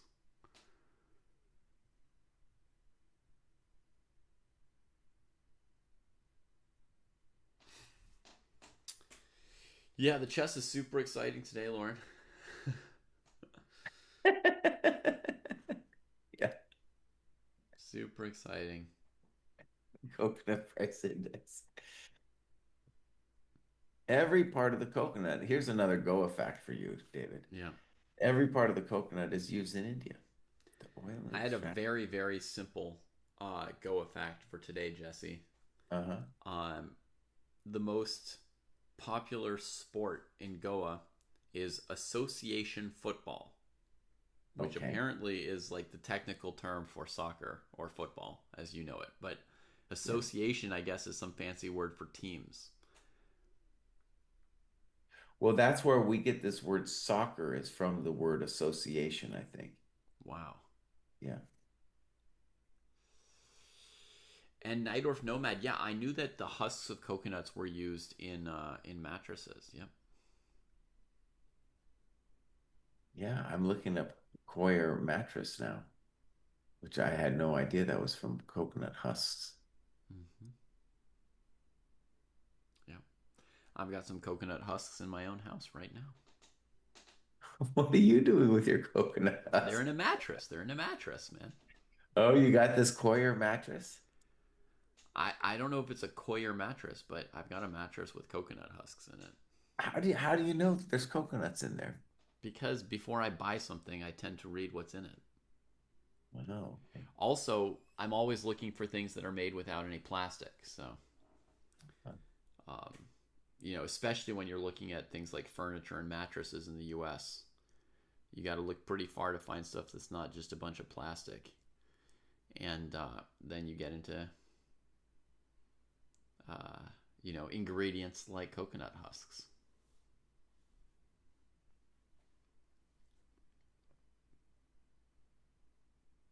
Oh, well, Mr. Bruce, I'm not feeling great, dude. I'm not feeling great. I might abandon you. Mm-hmm. I'm not feeling great either, man. I was I was I spent yesterday thinking about excuses for not doing tomorrow's broadcast. Mm, okay, yeah. There's a whole narrative where you can just blame it on S.E. Penko. Well, yeah, I was gonna. At first, I was thinking, along slightly dishonest lines, and then I was like, "But Bruce, like your guiding principle in life, if there is one, is honesty." Hmm. I wanted to be like, "Well, family's coming, I'm tired," but yeah, I'm pretty tired and wrecked, and it's horribly unprofessional and biased and all that. But ever since Sam left the tournament, I don't care that much which of these guys wins or loses the thing. I don't know. Well, Um, also, dude, like just this thing where it goes to the tie break all the time because S.E. Penko plays moves like knight G3, right. you know? Yeah, I mean, I spent 2 days in the semifinals covering two draws, and then I had to go to bed without ever knowing, who advanced or not. So there was No satisfaction there. I mean, I'll say for myself, I would normally do it, but I am feeling like I don't know, something's going on with my head. I'm Mm-hmm. like woozy or something. Oh yeah, if you're feeling that bad, get out of here. But you don't need an excuse if you, yeah, don't lie to us, Mr. I Bruce. won't. I won't. Just, just tell us the truth, man. Yeah, I caught Like I myself can't in take it. advance, so it won't happen. It won't Oh happen. God, man. It would be a disaster if I got sick now, man. I would have to cancel the tournament or something. Oh God. Yeah. And then that guy in chat would be like, "You used to play, blah blah Yeah, blah." yeah, yeah. You used to be so virile, and now you're just I'm on just your I'm couch, sad. Yeah, withdrawing from tournaments before the first coconut gets pushed. withdrawing from commentary. Did any of our picks make it to the finals? No. No, not even close. And Jesse and this I each game, expected Gukesh to win the finals. well, we got to do a podcast too. I was thinking it'd be a cool podcast to do, to rank what we think the final standings of the candidates tournament will be. Mm-hmm. That'd be a good one. Yeah, yeah. Once we got the full field, and yeah, Arjun's elimination was also a nail in my coffin. Yeah. Um, Flame your in internet. Um, yeah, that from the quarterfinals to the semis, that's where I lost my sales, and it wasn't 100% just Sam, but I was excited about Yaspam, and of course I wanted Arjun and the candidates. So somehow in the quarterfinals, I left things with a lot of excitement, and then I came back after those knockout matches, or sorry, the tiebreak matches. Some rapid chess ruining my chess again, and I came back and I didn't particularly care anymore which of the four semifinalists was the one person out from the candidates.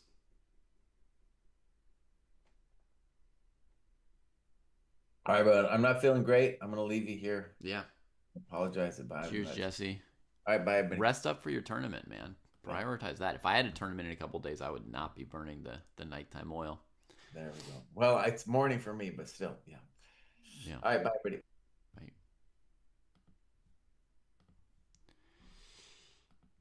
Yeah, I mean, for Jesse, it's now 6 something a.m. and he tends to be up by 6 something a.m. But still, he's starting at 4:30, whatever. That's not good for a tournament in a couple days for him. Yeah, Jesse's playing the U.S. Masters with Kostya, probably starting on Wednesday. So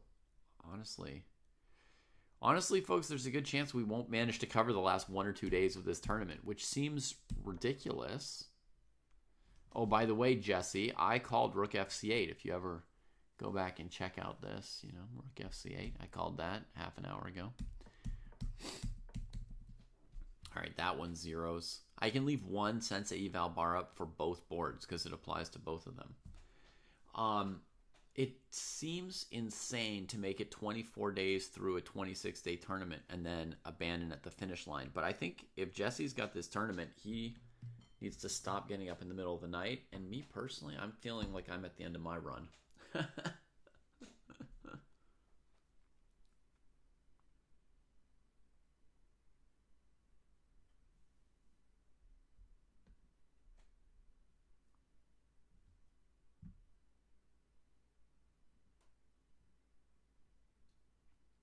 Wow, Lauren's already got the score ready for the World Championship match. Holy moly.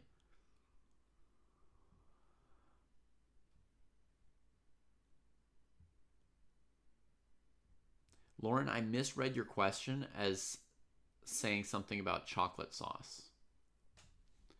I thought your question was if you only had to use one sauce for the rest of your life, why would it be chocolate sauce?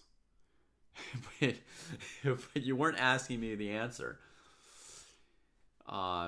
That was my mind completing it.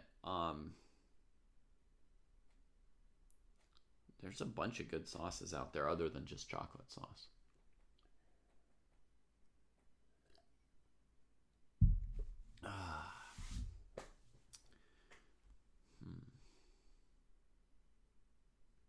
Best sauce.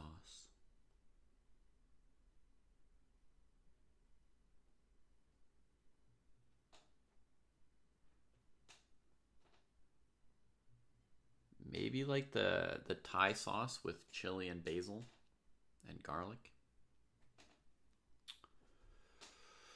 Because the problem with choosing chocolate sauce is then you're kind of locked into eating a lot of desserts, which is desserts still look good to me, but I'm not as into eating them as I used to be.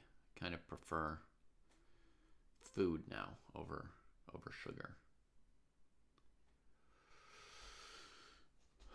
Well, at least Esipenko played f5, which is a little bit exciting. It opens up this bishop in both directions, avoids having a pawn stuck on f4 after knight e7. Introduce the possibility of bishop g3, rocking some extra imbalances. And yeah, these pieces will have some range here. If the pawn gets to f6, it'll probably be pretty good for white, so I expect the black will either take it or trade and then take it. I would bet on maybe trade. Well, takes, knight takes, bishop h2 looks scary, but then you come back to e5 and then c5 falls. Okay.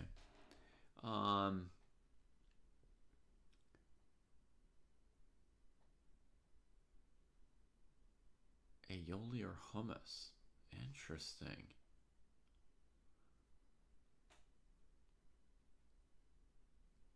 Nah, I won't call you crazy for that, Connor Chicken. That's fair enough. I would just have to pick something in the direction of my favorite savory foods. You know, curry or chili basil.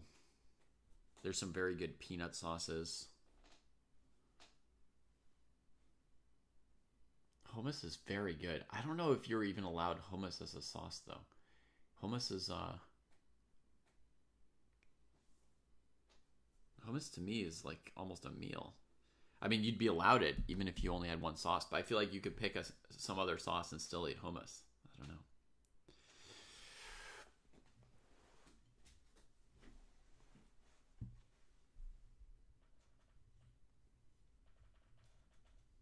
For sure, Patrick. The players, there's no particular blame on the players. They're playing a very important tournament and just trying to do the best they can in that tournament. Okay, we get a lot of stuff traded on g3.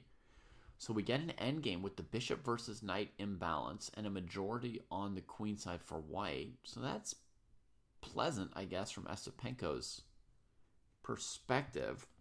And now I don't think black will take on f5 because bishop c5 would win a pawn.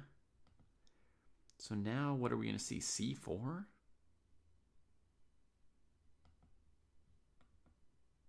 Seems a little bit better for white.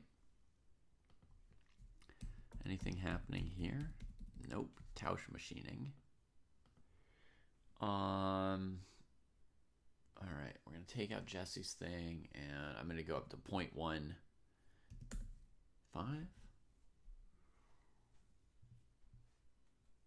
Yeah, you get both, Lauren. You can have tomato sauce and you can have hummus. I adjudicate that you get both of those if you like.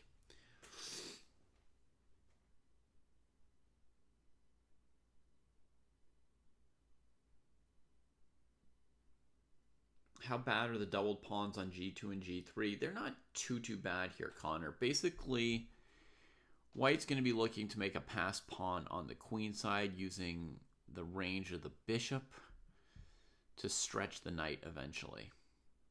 You can't feel it just yet, but long term, if white makes a pass pawn on the queen side, this knight is going to be unhappy living on the queen side once some pawns have been traded.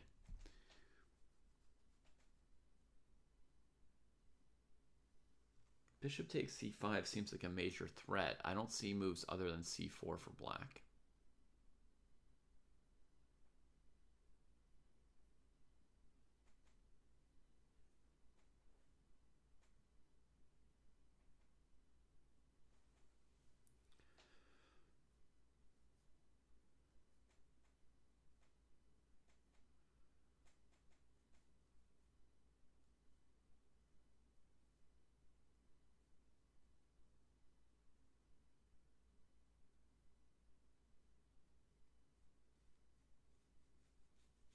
Hmm. Feels like white's noticeably better.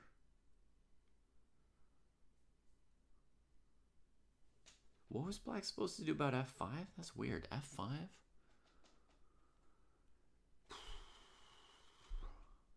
Like this possibility here for a moment seemed good for me, but then I realized white can take here. So now pawns are equal, plus your rook's being forced off of f7. There's play as well. So went for the trade. Now the queen's hanging, as well as, moves like bishop c5 and f6. You have to trade the queen. Well, I guess black can still handle it. Bamo points out rook f4. Yeah, that's interesting. I guess black can go knight e5.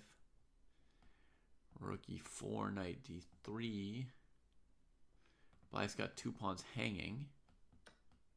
But they're both hanging to the same rook, so it can only take one or the other. Maybe try something like rook b1.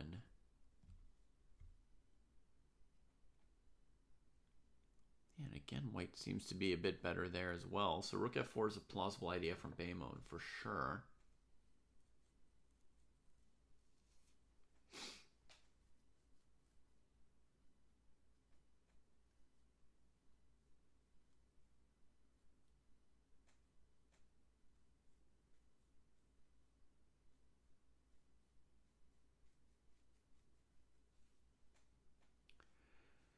There's no way, is there, for them to arrange a tournament with 3 candidate spots so that the first place match is more important than the third place match, right? No matter how you arrange the format, somehow the game deciding third place ends up being more important than the game deciding first place.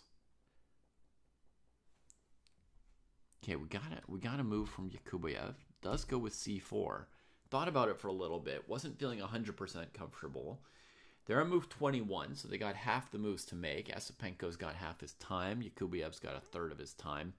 Not dramatic time pressure, but the position looks pretty tricky to me. I don't really see obvious moves. The rook f4 line was complicated. Maybe rook f4, black could take on f5 and just go full, two sides of the board. Right? Takes.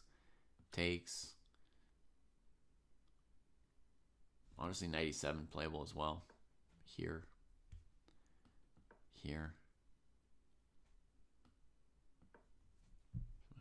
Actually, knight d3 now, kind of trading a little bit. Splitting up the pawns. White's a bit better in every position. I'm going to raise my evaluation just a tiny bit, folks. Don't get too excited. But I'm going to raise my valuation a tiny bit because every position is looking a little bit risky for black. Feeling lots of ways to go wrong or to get worried.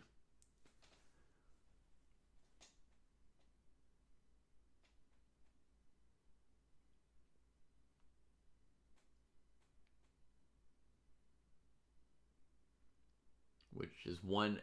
Jackson says that's that's why there shouldn't be 3 candidates. It's one reason there shouldn't be 3 candidates, but there are other reasons. Like filling 3/8 of a tournament from one random tournament. The random tournament better be a heck of a great tournament to justify, having such an incredible influence. 38.75% of the candidate spots coming from one tournament. It better be a heck of a tournament. And this tournament is, it's at best okay.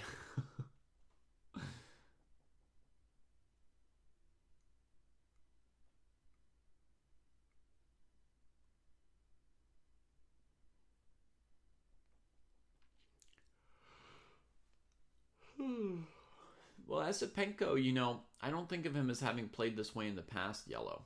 It seems to be partly an adaptation for this particular format, this knockout tournament with a mix of classical, rapid, and blitz, and a marathon of a 25-day tournament.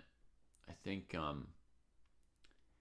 I think in other tournaments, I haven't particularly seen him play in this way. Sankhya, I think that he would prefer actually no rooks. That's a very interesting question. I think we're talking about some version of ef5 rook c4, right? 4 on 2 here and 3 on 1 here. I'm not sure, but I mean, if you had just the pure bishop versus knight, it feels like it would be pretty much lost for black. They can't stop the 2 extra pawns in the long term, and the knight has to pick if it's on the queen side or the king side. And white can play both sides, and the doubled pawns are just fine for slowing down the majority coming down towards you.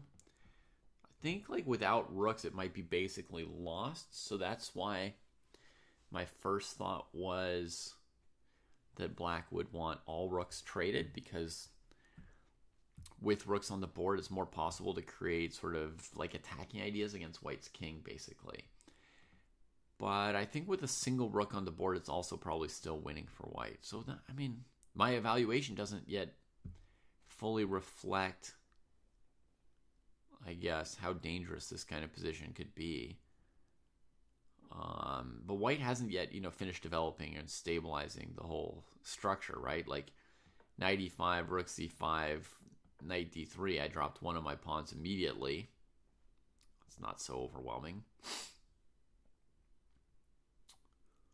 But yeah, maybe I should nudge it up a little bit more. What else is black going to do after rook f4?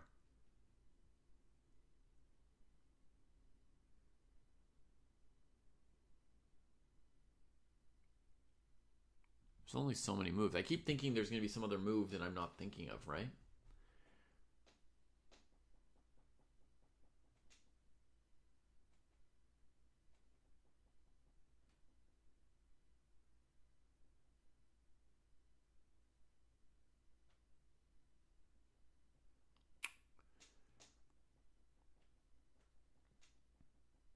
Rook f4 from Baymon, and I cannot really fully justify what I'm doing as black. At the risk of being very wrong, I'm going to increase my evaluation some more for white, just to reflect what I've seen so far, which is nothing good for black, and lots of very scary scenarios.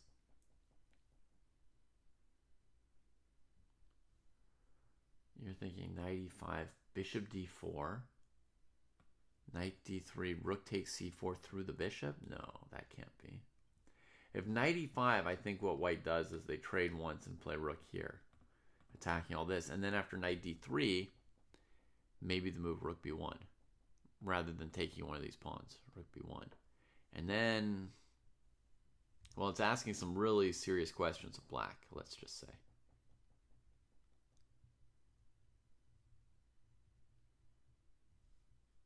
Okay, we got to move. Fe6. Well, that's not necessarily it. Black takes back. I think rook f4 from Baymon looked much strength. Very power. Do I have any idea why FIDE is so into this knockout? Some kind of obstinacy because they've been doing it for 20 or 30 years. I have no theory for it.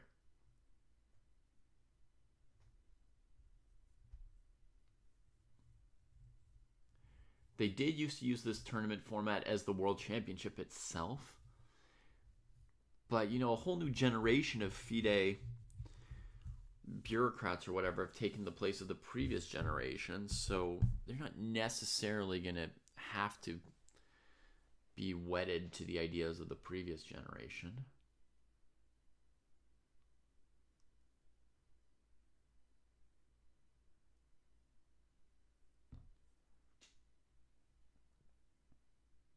I just don't know. It is one of the only tournaments that FIDE runs, so maybe that could be a piece of why they do it.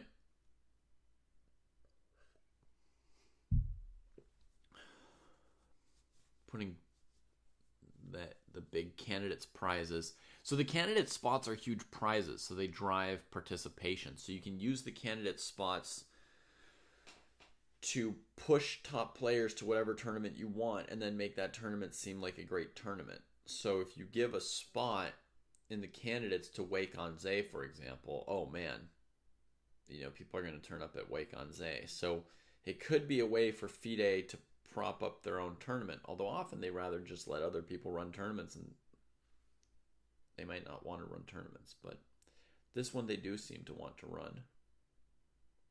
Could they just do a second Grand Swiss instead? They sure could, Yellow, and I would prefer that. The Grand Swiss was excellent.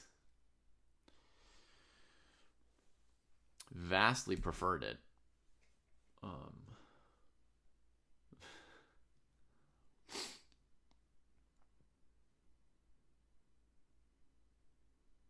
I think when they ran the sort of, that Grand Prix, they found that to be too much organizational work.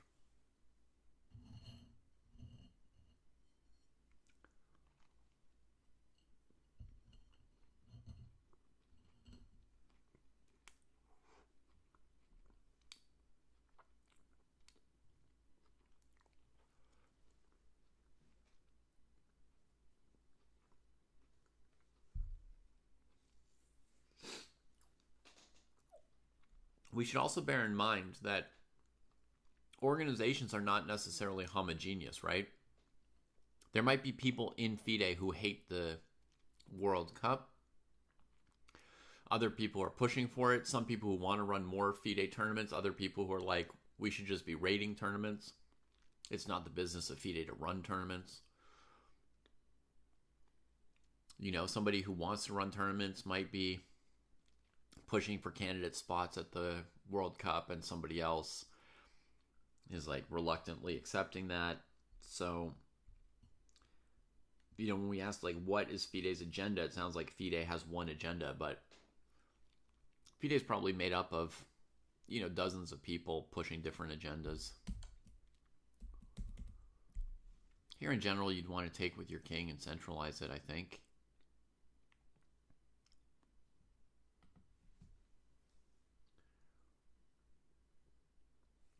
Do I still prefer matches for the candidates instead of the tournament?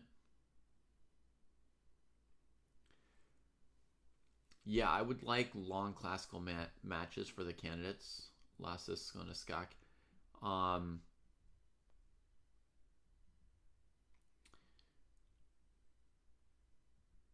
Given the draw rate, 2-game knockouts two-game knockouts aren't a good way of seeing who's better or worse, right? You would need longer matches instead of 2-game knockouts.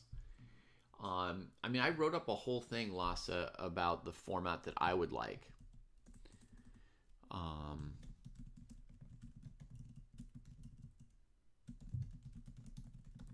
So if you want to see in detail what I suggest, here's a link to my suggestion.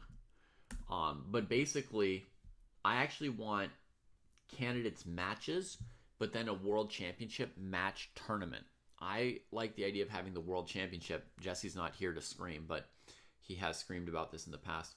I like the idea of the world championship being a 4-player final, where each player plays each other player, let's say, 6 to 8 times. I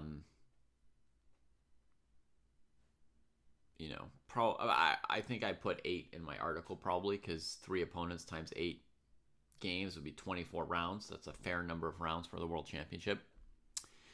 And my reason is that kind of a 4-player event is kind of in between a tournament and a match.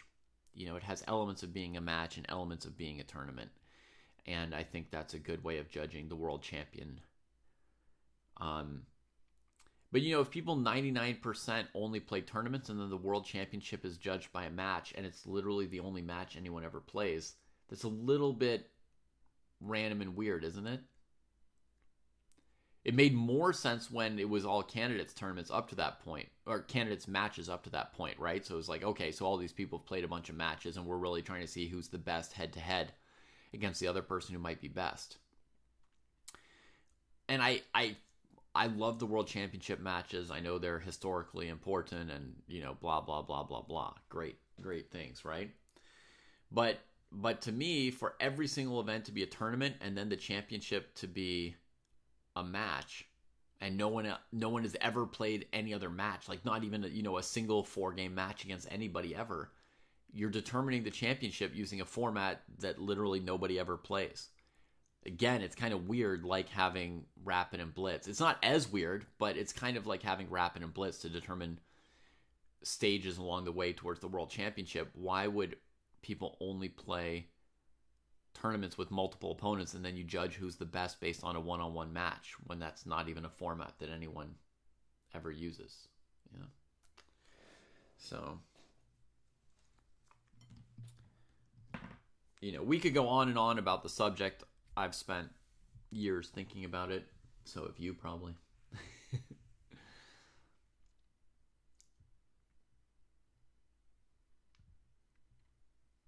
Well, Patrick, Ding never did win a match. Ding drew a match, right?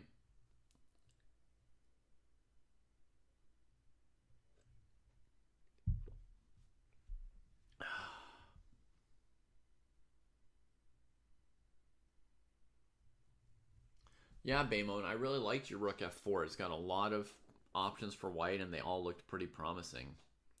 This looks more playable for black. I'm going to drop my eval a little bit now that I've processed the position. At first, I wanted to give Esipenko the benefit of the doubt that this might be as good as Baymon's move. But having stewed on this for a little bit, I don't think it's quite as scary as the rook f4 position.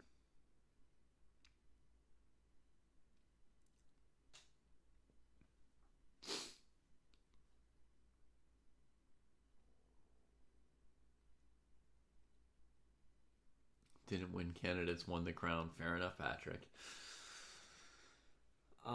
So World Chess Championship 1948. Yeah, that was really cool. Last on a Skak. Yeah, I think that was a great event.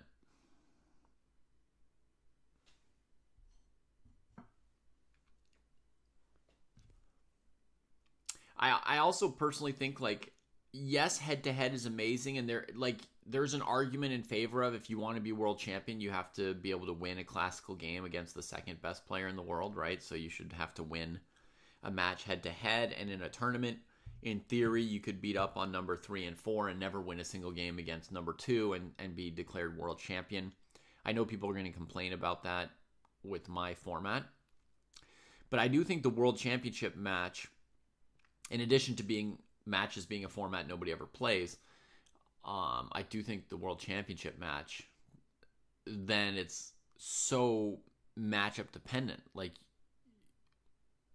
you could have an opponent that you're a little bit better or worse against, and it could have a huge impact. So why not have one or two other players involved? It's a little bit more indicative of who's actually the best player in the world. So anyway, I averaged it to 4. With 4 players and a robust system to pick them, there's no outsider. And if you look at, the parity you can expect in the chess world for the next 100 years, including the 3rd or 4th best player in the world, is never going to be somebody, you can just beat up on them and score a bunch of points, New York 1924 was a great tournament, yeah.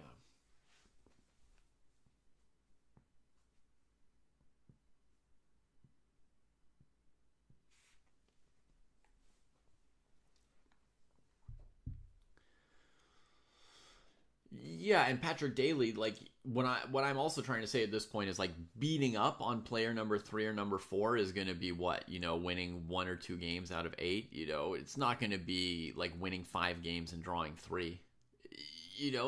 There's no beating up on any of these guys anymore. Too many good players. Indeed, Jackson. I agree that, the fact that matches are less common, one thing we should do is make them more common. I think matches are super cool. But I still think 4 players is a great number for the final stage. No matter how many matches we play, we're also still going to have a lot of tournaments, right? So, yeah, I like 4. I think 4 is good enough that you'll never have like an outsider situation. You'll never have like, oh, beating up on somebody weak. And yeah, it'll add some spice to it.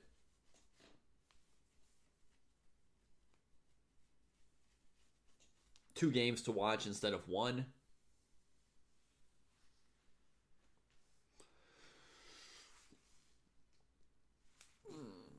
You can get a situation where in the last couple rounds somebody is not in contention for world champion anymore, right? So, but I mean, everybody's playing everybody an even number of times, and you'd be rotating through the opponents. So,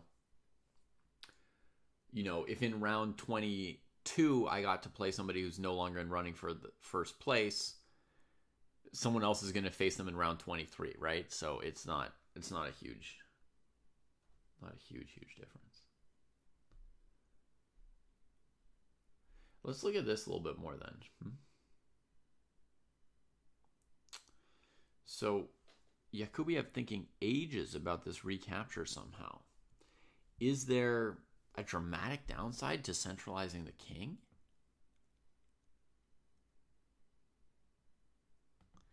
I have been feeling that there's like this slightly inconvenient check.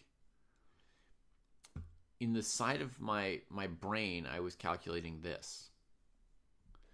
I wonder if this is what he's thinking about, or one of the issues. It seems like I'm just chatting with you all about the World Championship format, but the truth is, when I'm talking to people, part of my brain is always just calculating the last chess position I saw instead of paying attention to the conversation.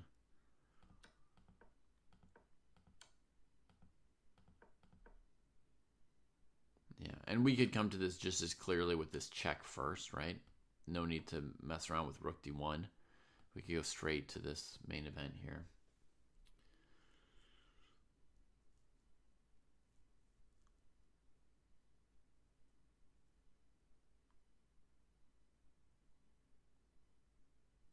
Agree with Kasparov as well.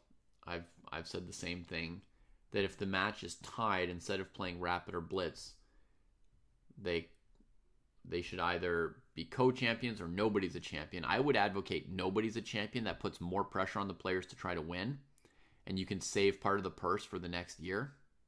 So they're also losing money as well as the title.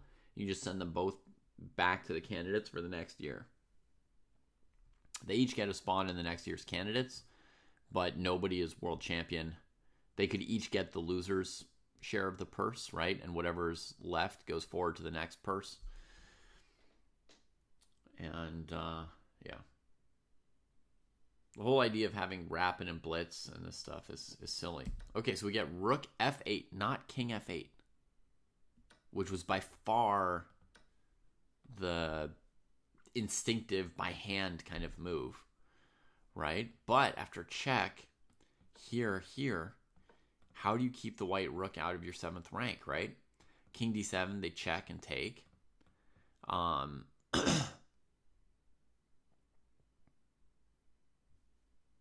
That's crazy. So it seemed there was no way. So he takes by rook here. And now against rook d8, there's trades in bishop a7, which is winning for white. Knight e7, they're saying? They're saying knight e7. Okay, they found a way. Chat found a way. Bishop c5, king e8, rook f1, knight e7. And then let's say rook f4, Baymon's old move. And black is trashed, right? More or less.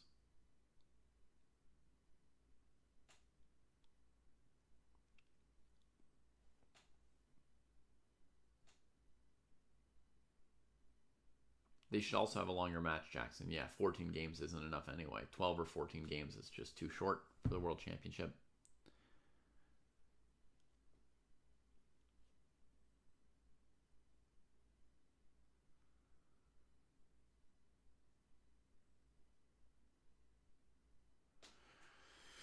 So, okay, knight e7, good. That keeps the rook out of f7 at least, but the position still looks very bad for black. Right? This is attacked, this is attacked. King's passive, knight's passive, rook's passive. Looks quite bad. So we get rook f8, rook d1. Now white gets the file. Primary threat is rook d6, unseating the knight and grabbing the pawn. Let's glance over at the other board, which looked more balanced than this. We had rook b3, rook c2, Tradeovich, check, check. Wait, you won a pawn here, right? Rook here. If rook f2, white loses to rook d1. Throws in the check, grabs the pawn with check.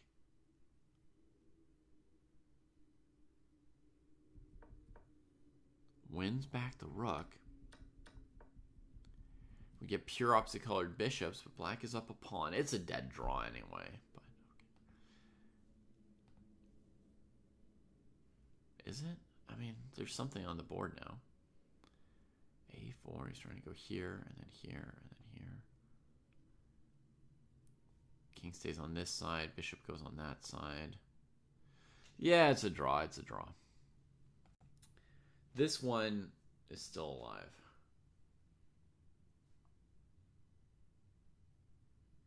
Can we repeat with rook d8? Rook f8. I don't think black can play rook d8 if you're talking about this, because white would just grab that pawn. That'd be winning, I think.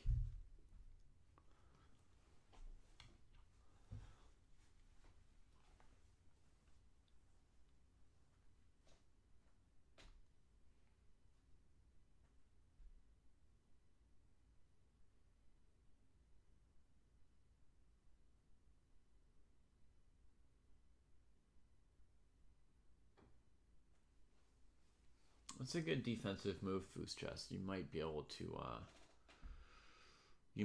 struggle on in that position.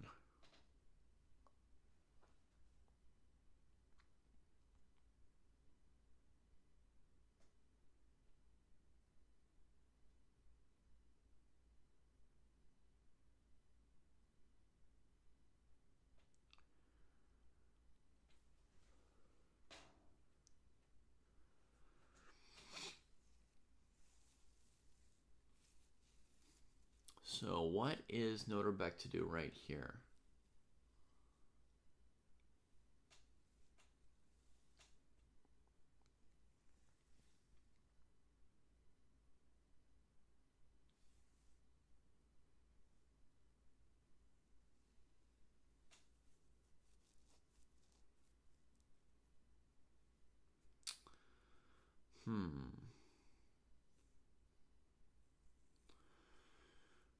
Rook d6 looks pretty painful at the moment. Not to even mention that rook d7 would be nice for white.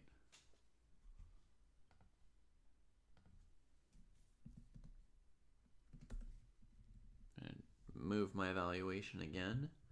Not seeing anything comfortable for black. Patrick's instinct says black is fine.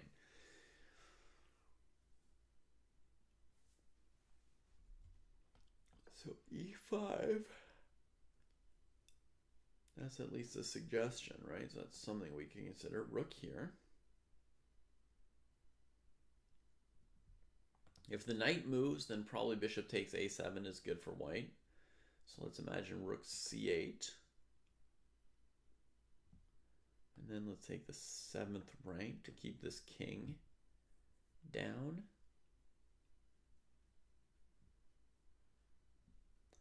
Could look for counterplay for black. Rook c7.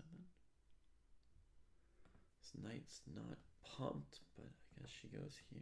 No, takes with tempo.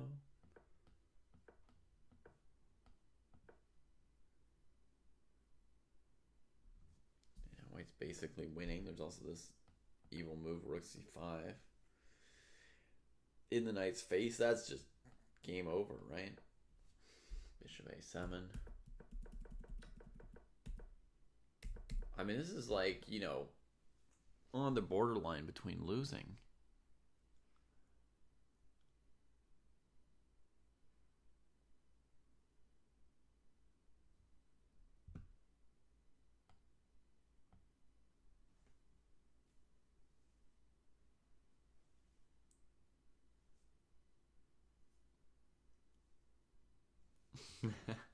You should definitely torture Jesse if you can, yellow.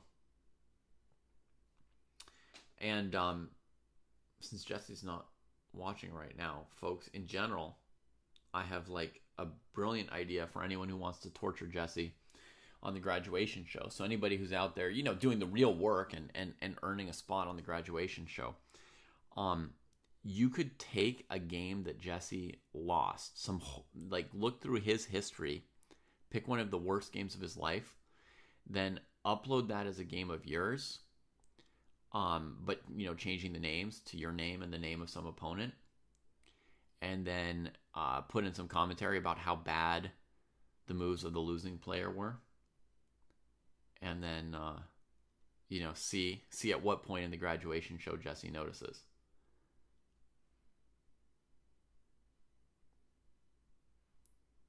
I highly recommend that to anybody planning to graduate. Let me grab some more water while you contemplate the evil of it.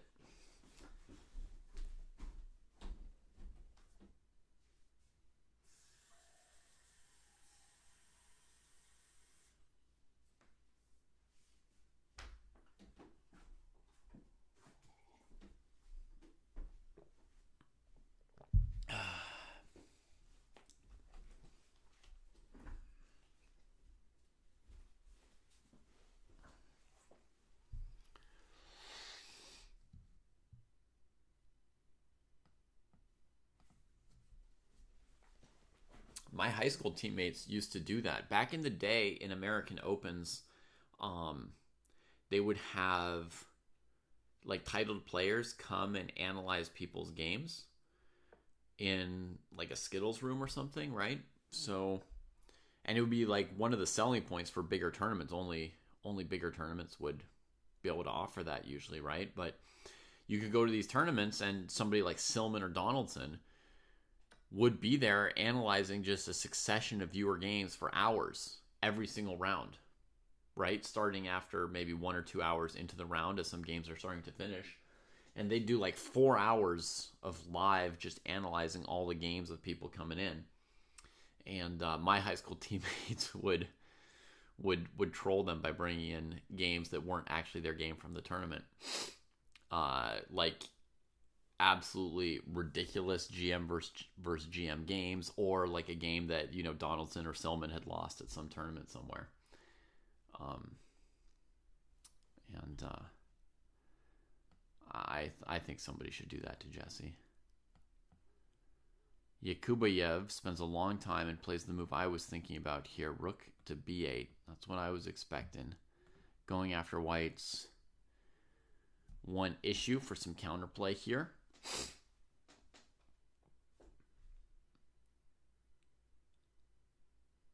Baymon had an idea to maybe sack a pawn here. So let's have a quick look at how effective or not effective that would have been. That would have been rook here. Yeah. Rook d6, hitting the knight. Defend the knight. Grab the pawn. Get the king into the game. We could imagine either of these moves. Baymon suggests rook e4 first, which is fully reasonable. Knight here. And how does this look for black? Fully down a pawn, I would say. Baymon, yeah, not going to be saving black. One of the first ideas that comes to mind to me is that white could go rook e5, harassing the knight. And it's a bit awkward if the knight goes here. White can grab that a pawn. That's 2 extra pawns, right? And then if the knight went to c6, then we go here, freezing those pieces and probably also winning a second pawn. So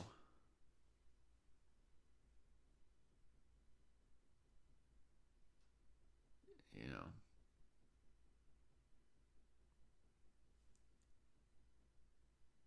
Yeah, it's hard to come up with something promising for black here. So he goes for rook b8. White's only weakness gets emphasized. He's trying to,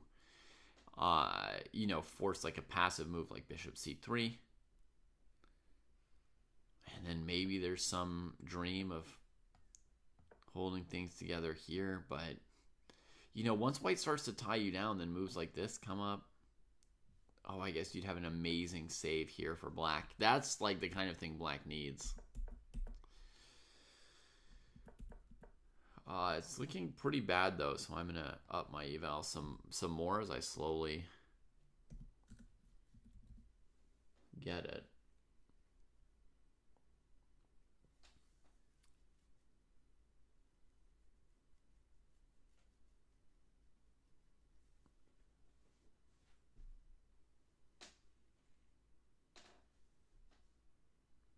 Anybody who successfully pulls that off on Jesse, I will go over a game of yours with you at the future date.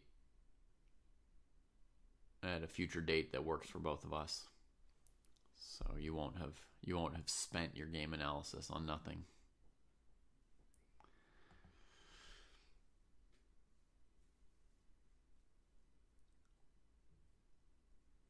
Without rooks on the board, these positions would be less bad for black because white's rook is better than black's rook. So that's part of what's hurting black's position so much.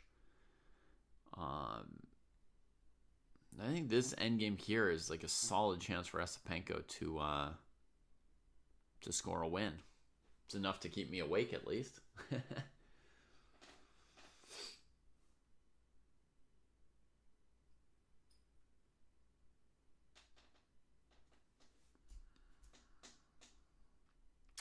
So what would be the move for white here? There's rook d6 attacking the knight is most likely.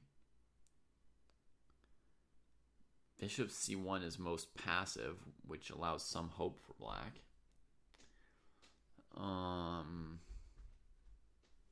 Let's just try rook d6 because I don't know if we've even looked at this first, and this move is kind of like the main event. So we just attack the knight. It's got no great moves. That's the first thing to say. Let's state the obvious. No great moves for the knight there.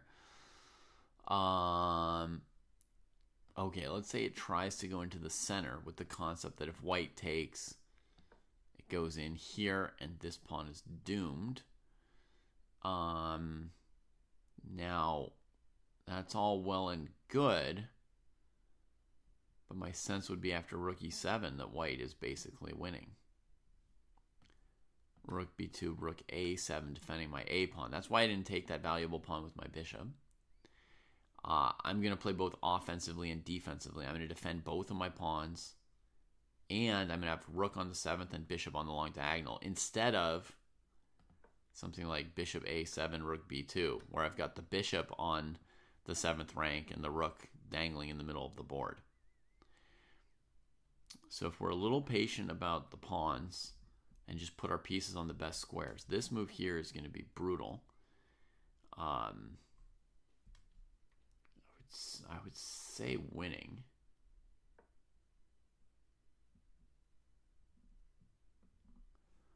So rook d6, knight e5, rook e6, knight d3, rook e7. Well, if that's winning, okay, that's rough for black, because what else are they supposed to do here?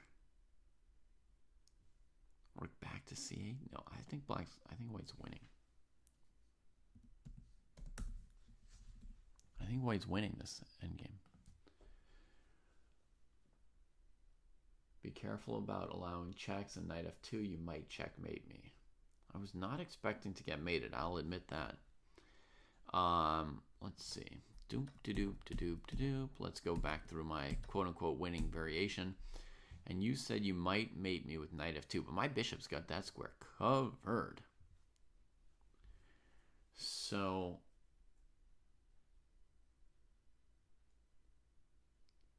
yeah, I don't really see what's going to go wrong for me. In theory, knight e1 might win my g-pawn, but I don't think that'll keep me from winning the game, will it? Let's see, knight here. Bishop d4. I just continue my plan.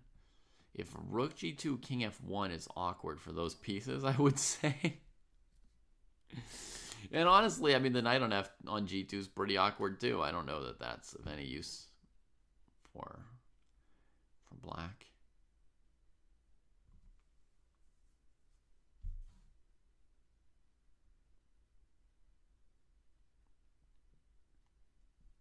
I guess the dream is to come back around and make a draw by perpetual eventually.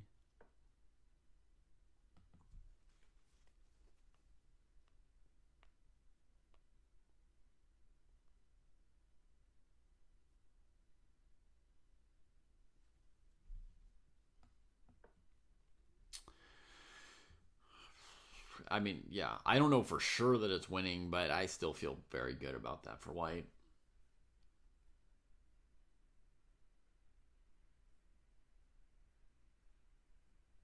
This does look even worse than king f8 so far, Foos. I agree. Okay, I had a bad feeling about that knight on g2, and Ivan adds this detail for us. Bishop e1, welcome to the dojo for that knight. In this case, the knight has gone into the other team's dojo and found itself surrounded. That's a clean kill. So, rook d6 played, and quickly knight e5 from Yakubayev, and now I think rook e6 hits the knight. It's probably headed to d3. Rook e7, I think white's winning. I think white's winning, folks. Dang. Now, exactly where did that evaluation get out of hand? I'm not sure.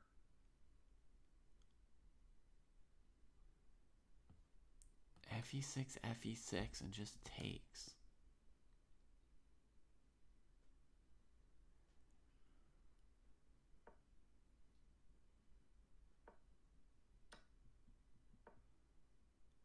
Beautiful. I mean, was king f8 a bit better? Maybe, but king f8 was also massive suffering. I mean, black was much worse. Honestly, it feels like ever since the trades, black's been worse, right? So what it's saying is if you're headed for an endgame, don't give your bishop for the knight, basically. I mean, I think this has to have been a big mistake somehow.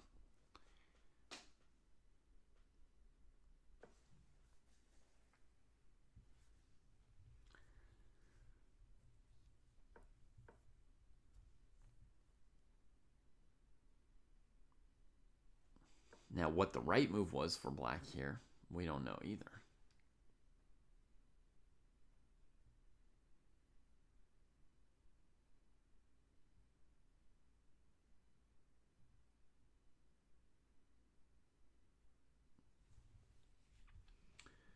Okay, thanks for the feedback, Yellow. When you say checkmate tests, you mean checkmate puzzles, right? Like where you do the number. It's not a test like 10 in a row. It's just a single puzzle and then you go on to the next one, right?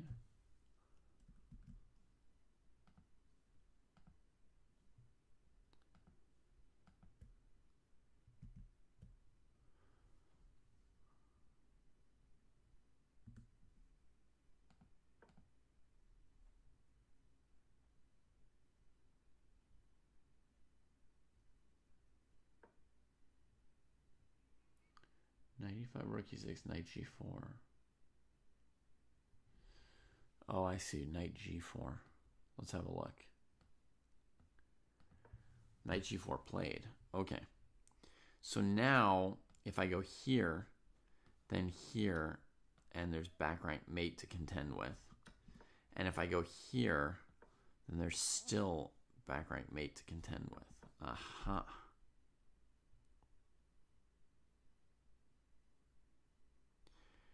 Well, yeah, knight g4 is a good move. Mr. Pizza. I hadn't looked at knight g4 yet.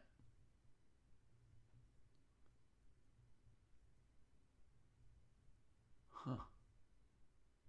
The new ones, previous tests were better.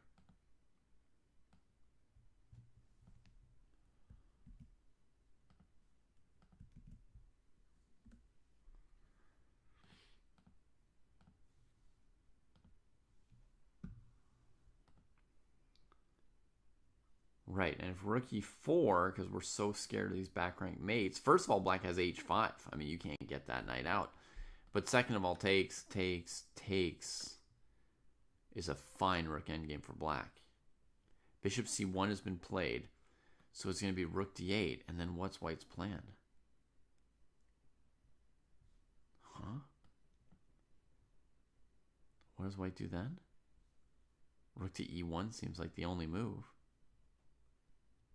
But then none of the white pieces are ever moving. Huh. Hang on, let's drop this evaluation real quick, like it's hot.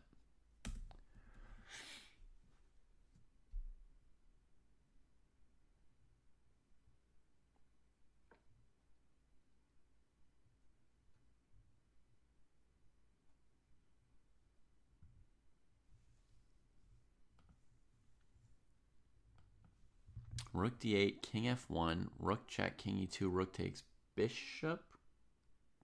Gribble. Oh, you're going to block the check. And that way you'll have played an extra move forward with the king, maybe. Okay, you're right. Rook d8, king f1 could be playable, with the idea of, if they don't check you, playing king e2, and then your rook's not so bad. But rook d8, king here, king f7. You're still going to have to retreat the rook.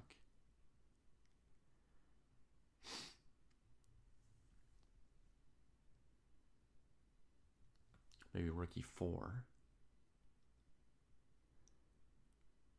And then if h5, king e2. Yeah. I'm still putting a plus for white.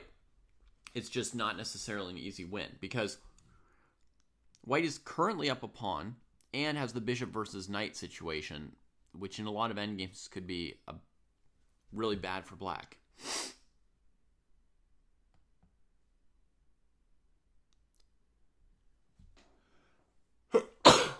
Excuse me.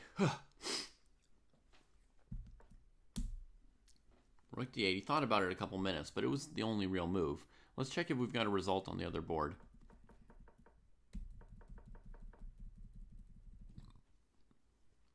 Huh, somehow the white king ended up on the queen side. That's weird.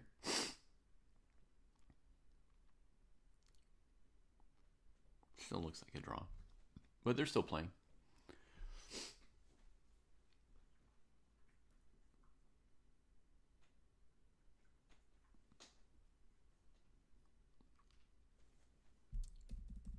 Move 27. 13 moves to make.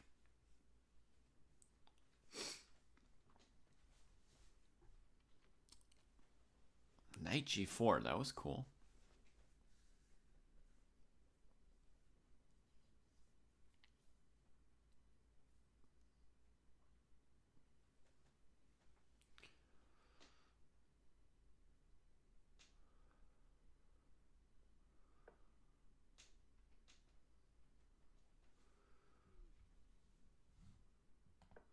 Why is that yellow?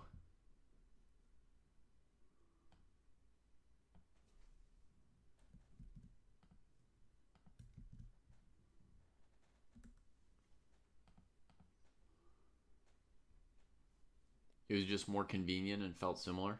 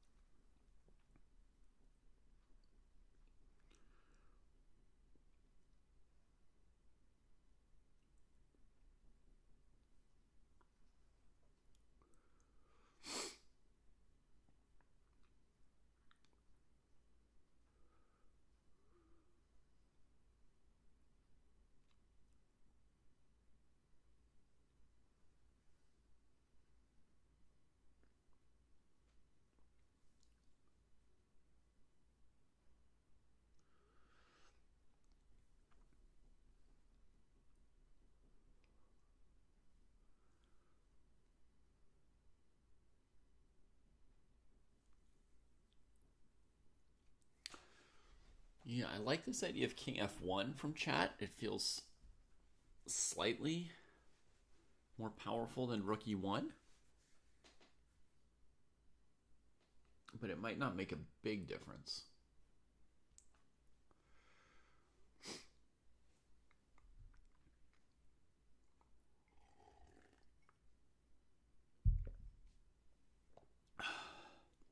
There's definitely still some size of advantage for white.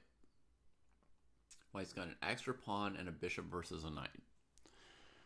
So unless black, has a forced checkmate or something, some very, very forcing counterplay, then white's still going to have some options in all situations. Eventually the king gets out of the mate. King f7 played instantaneously. As soon as king f1 got played, which, good job everybody who thought of king f1. Against knight h2 here, the king's trying to get to this square here. This is a good square for the king, stopping rook d1. That frees up the bishop to come back out at some point. Once the king's here, the bishop will be able to get off that bad square at some point. King f7. So here, I think rook e4 is what I would play for white, or what I would expect from white.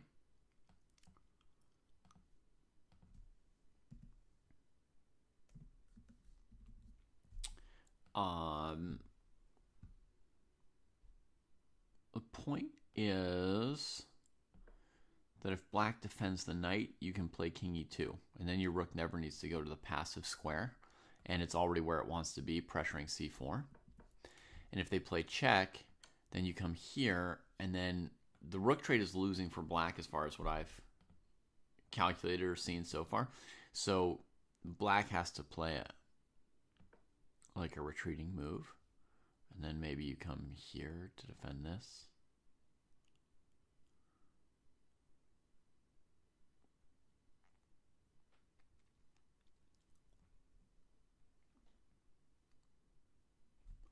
Hang on. Also, could we play king e2? No, I think I calculated that already, right? Here, check, and here isn't. This is, yeah, fine for black. Easy, equal. Okay, so yeah. So I think rook e4, rook d1, rook e1, rook d3, bishop f4, something like that. Maybe h6.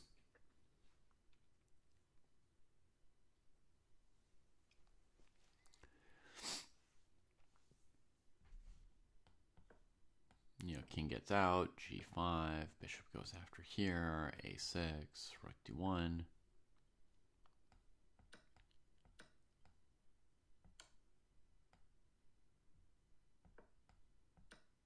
Ay. I guess the knight should never go into this dojo.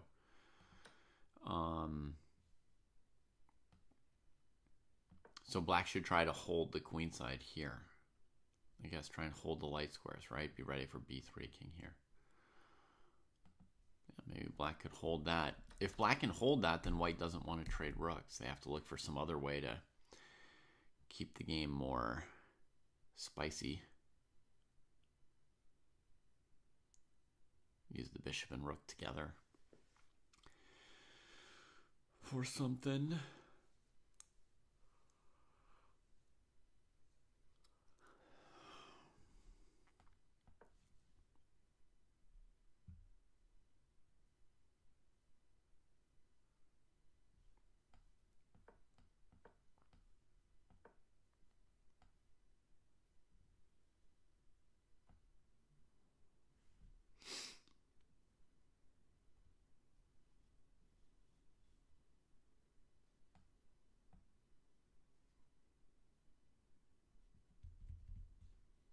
Rook e2 played.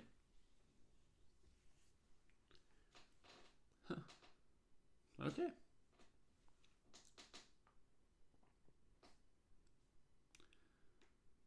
So this means he just wants to put his king on e1, then try and come back out.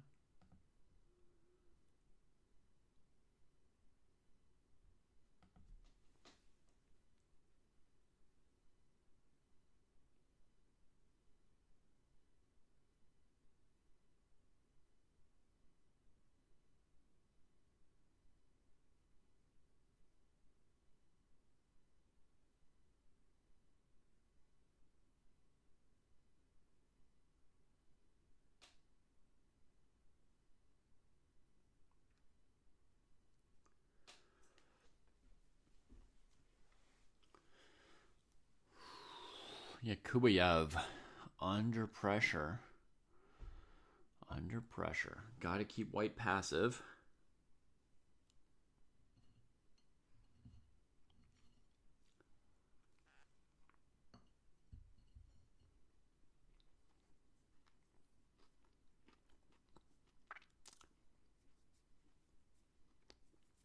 $12 moves to make.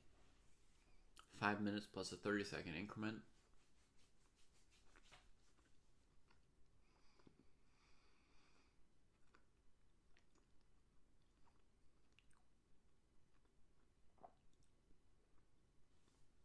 If he plays rook d1, rook e1, rook d3 here, it'll transpose to exactly what we looked at with rook e4 and rook d1. What else could black do? They could play rook d3 immediately.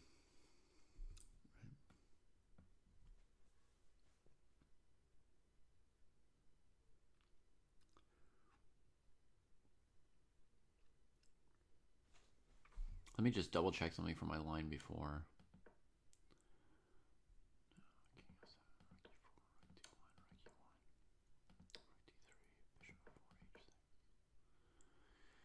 Maybe here, I played king e2, but maybe I should try and go active with the rook right here.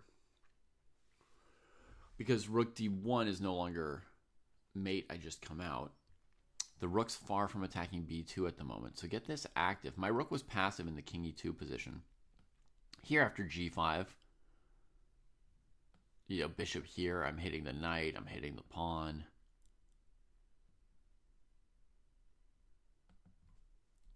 Heck, I mean, we even have to calculate bishop g5 in a position like this, right? Because knight e3 is still covered. Rook check here, everything's still attacked. Knight h2, king here. Takes, king here. The king's not great here. So there's some hope to hold this for black.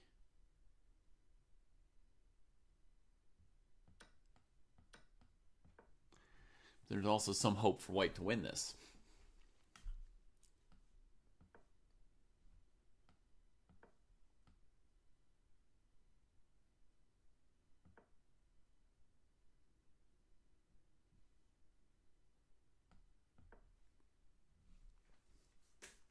Yeah. Lots of ways white could still win this.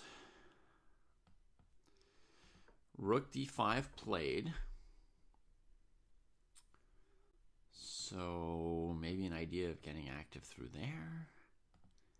Here to force a3, then these pawns become worse.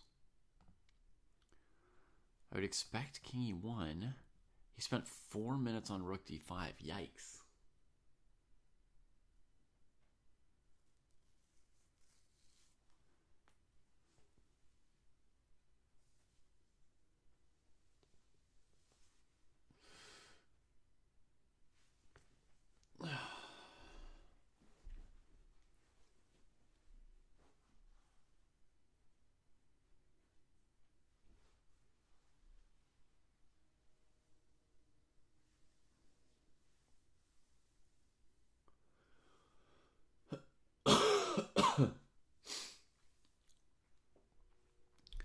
If rook a5 happened in this position, let's say even with king e1 foos to put a plausible playable move on the board for white, rook a5. Could white deal with that by playing b3 or even b4, right?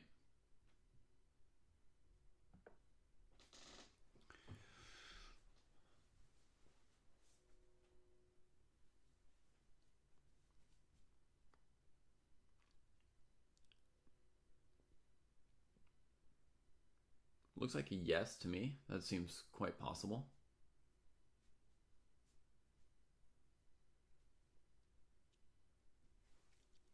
Seems possible. Another thing black could be up to would be knight e5. That's another thing that the rook allows. So it could be like king f1, knight e5. And then, if you bring out the bishop, knight check.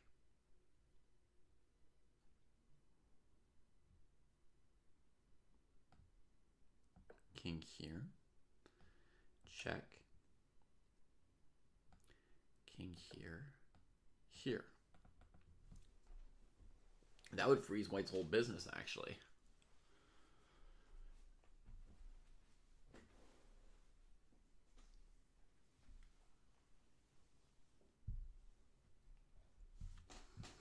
So, knight e5.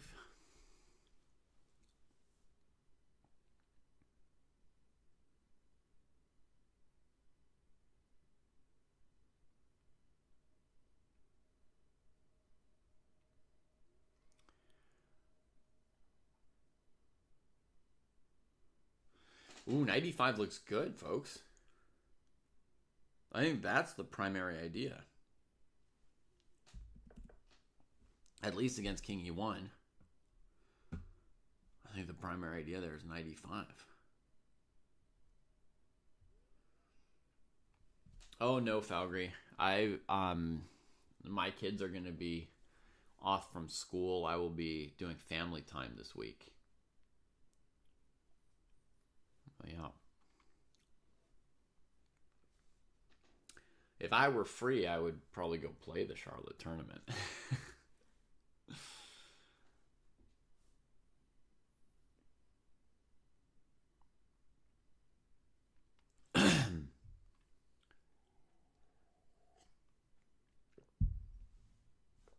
On 95, 93, not easy to meet at the moment to my eyes. Funny how the knight going to d3 was not good earlier, and going to g4 was such a revelation, and now it might want to come back to d3.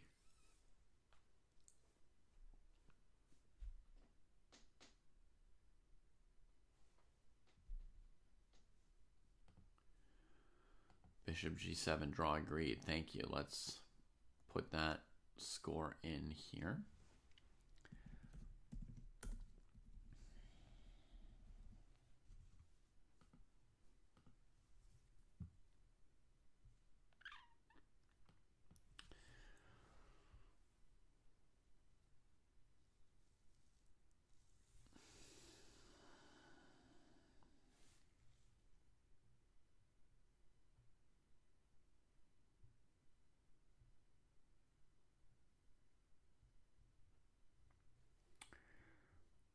I suppose in that case, bishop f4 is another major candidate move for white to prevent knight e5, right?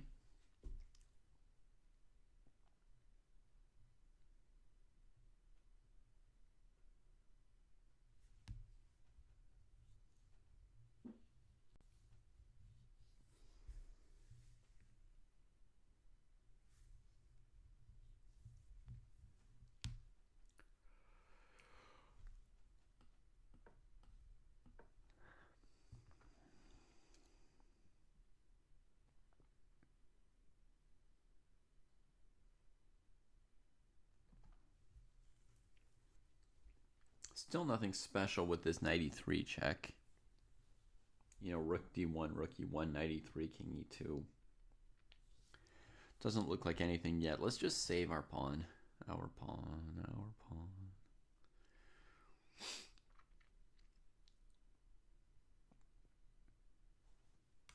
Now let me try and get my stuff out for white.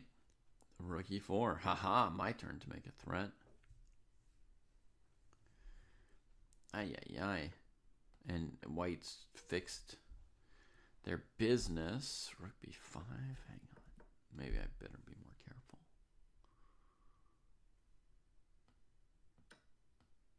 This would be less careful.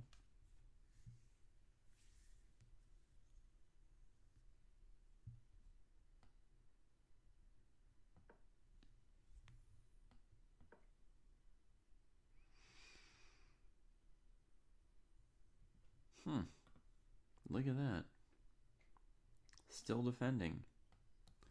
Still defending.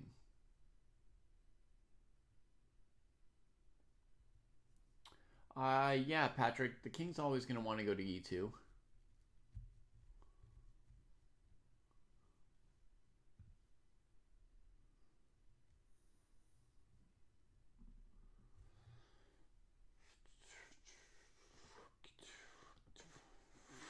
I haven't found anything for white. specifically to improve the position right now.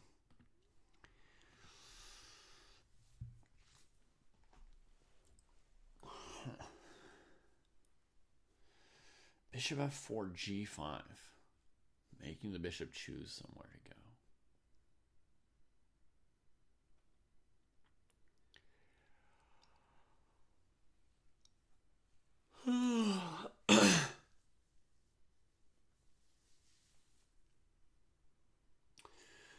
Well, what can Andre show us about this?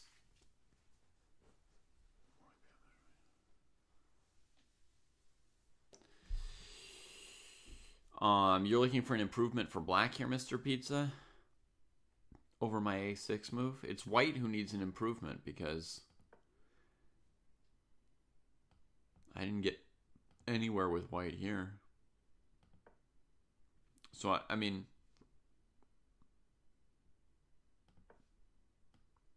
you want to give up your a pawn.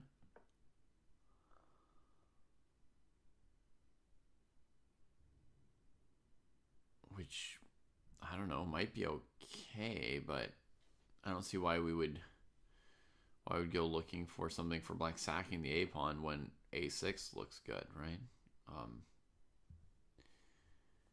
I mean, when a line wins for white, then we need improvements for black. When a line, draws for black, then we need improvements for white. So right now what we need are improvements for white. We need ideas for white.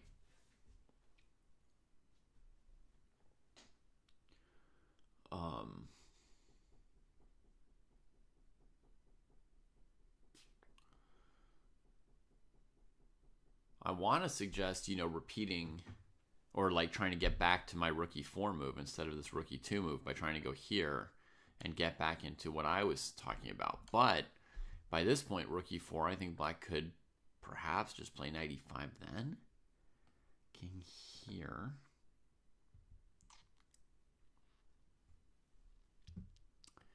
Knight d3, bishop.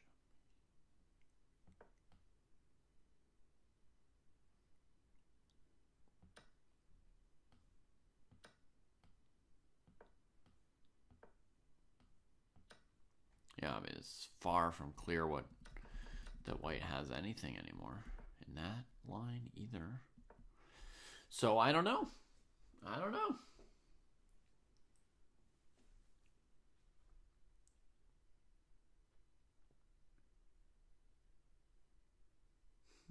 Okay, he's done something. What did he do? King e1. Okay, that was 10 minutes plus for Esipenko, and I think knight e5 is fine for black, so be curious to see if Yakubuyev plays knight e5 if Esipenko has anything like quickly in mind or if he's still hesitating. Yakubuyev's spending precious seconds on this move. He just does not have a lot on his hand. Yes, Sankhya, it seems like somehow white doesn't have like such an easy endgame here.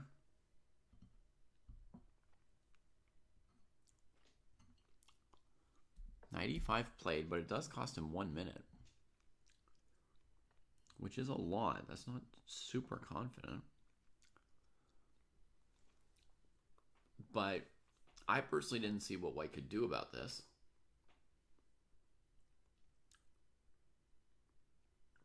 You're upset about bishop e3 and knight g3. Earlier in the game, I guess, Teddy means, yeah. His earlier decisions.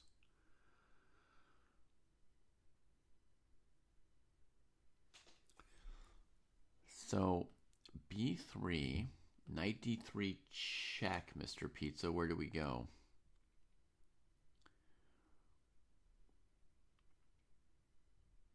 I guess you're planning to go here.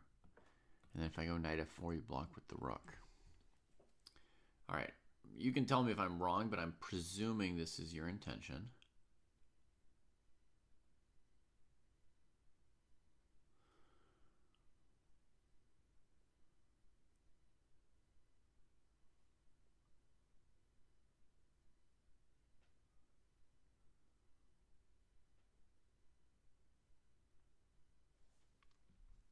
maybe I can do this check here. Well, again, I'm trapping my own knight, aren't I?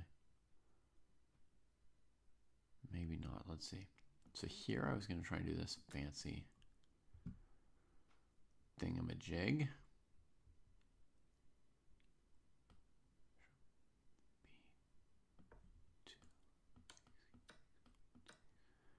And then I think it's hard to approach trap the knight.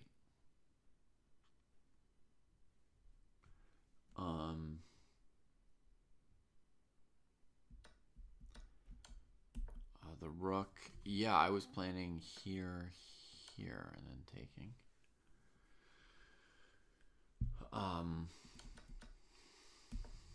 Bishop d2. Go here, threatening knight c3 check. King here.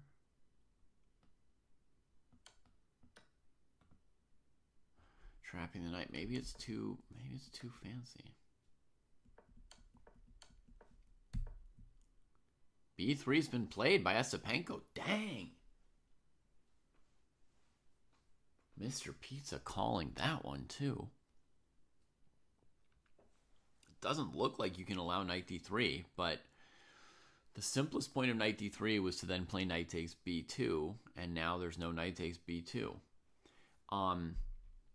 Also, in this line here, I had this idea for black. Trying to hold, get rid of the opponent's bishop, simplify to a rook endgame. After king c2, rook takes g3, pawn takes c4, white can play king b3, king b4, start pushing this pawn. At the moment, the king can't cross the river, right? And so black has to try and push these pawns for counterplay, which is all well and good, but if the c-pawn goes and black's pawns go, and then eventually the rook's sack, white has an extra c-pawn to win with a lot of those scenarios in the end. So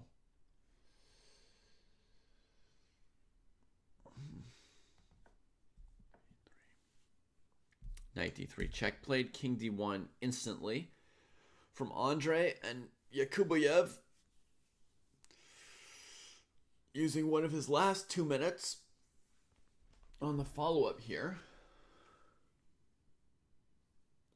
Do I have a favorite opening? I don't know, Rainbow Teddy. I got a couple that I sort of like,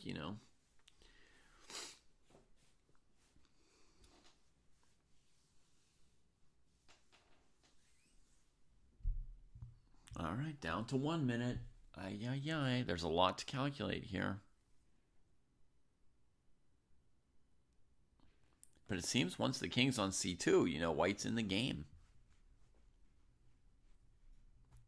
And if he's still got his extra pawn at that point, it'll be nice to be in the game and have the extra pawn. Knight f2, king c2, and I don't see where we go from there.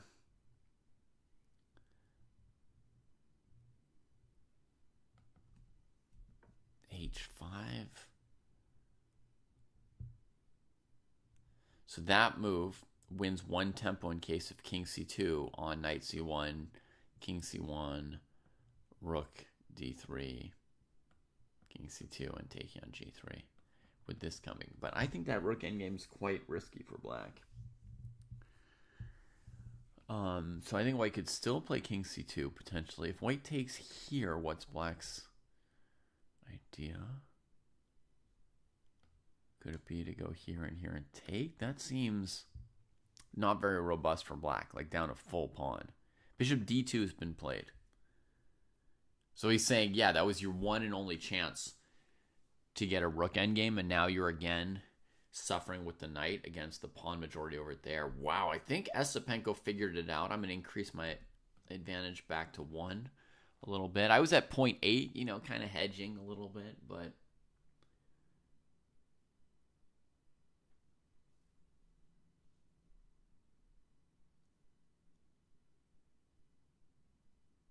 rook f2, rook f3. Oh. Let me see. Knight c1, king c1, rook d3. Is this not even relevant because of check in here? Put him wherever. Rook here. Yeah, Mr. Pizza, maybe not. Maybe that was not even relevant. Rook a5 played. Okay, still finding some bone to chew on.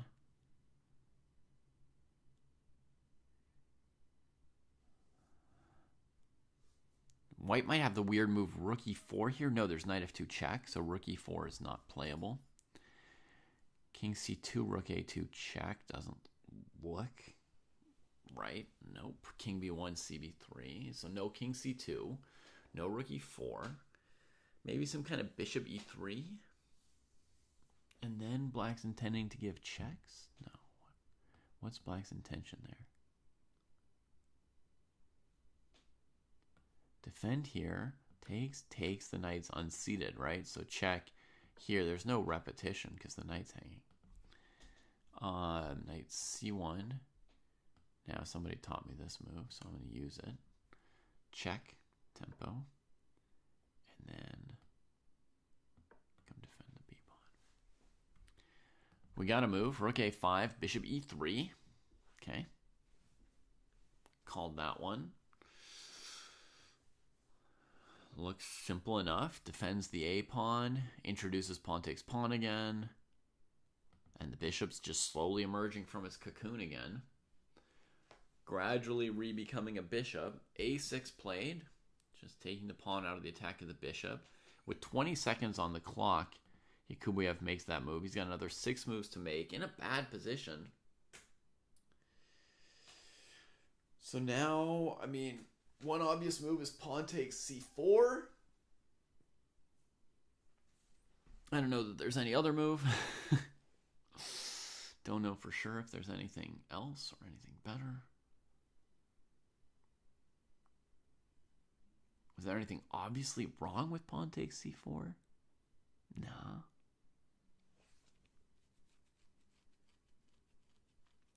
Nothing obvious. It doesn't allow, rook b5 or anything because the pawn will be on it.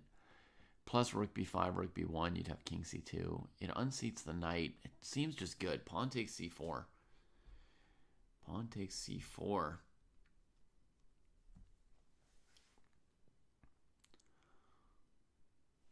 Pawn takes c4, maybe knight e5, c5.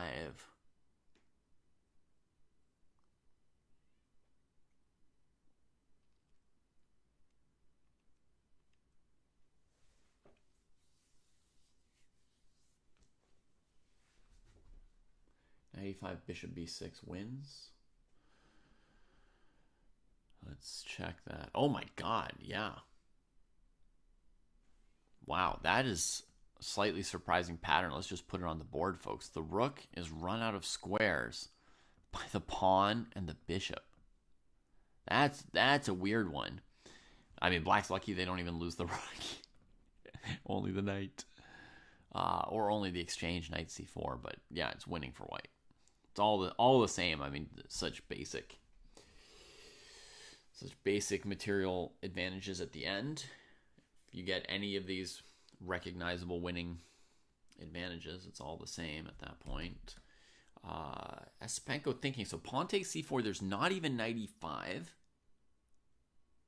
Means black's low on candidate moves even. The knight's in danger of being more or less trapped after pawn takes c4. Because white can go bishop d4. The knight's got sort of nowhere to go. Or maybe king c2. With the idea of knight e5, bishop b6.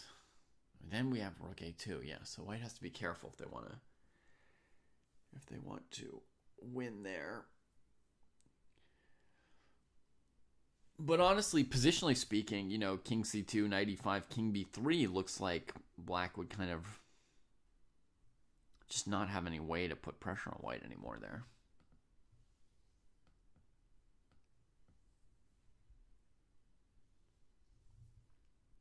And technically, that's 2 extra pawns, right? Until black wins one back, which we've just found knight e5 does not do. Rook a4. Would that be the plan? Then king c2 because of takes. Knight e5, king b3. then bishop d4. GG. Pawn takes c4 played.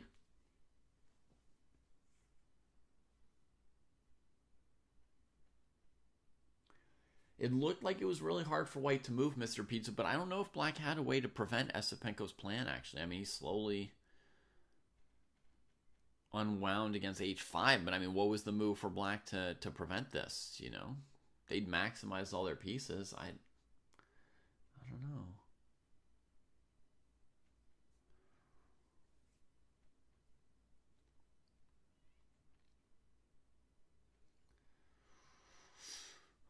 Bamon, you were thinking about bishop d4 here. And then if cb, ab, rook a1, king c2 or d2, rook a2, you can always take the knight. So that's the nice thing for white. Anytime that knight gets undefended by this c4 pawn disappearing, you can now get out of all these checks, because your king's always threatening to take the knight. And the knight often has no way to back out of whatever it got itself into.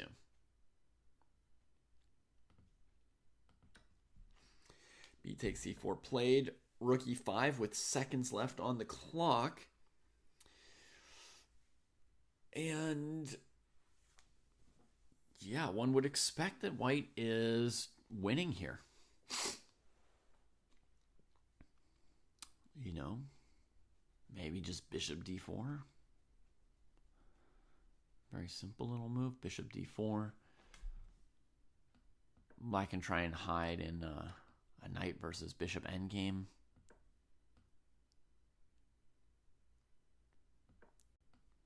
Hope for some kind of full board blockade.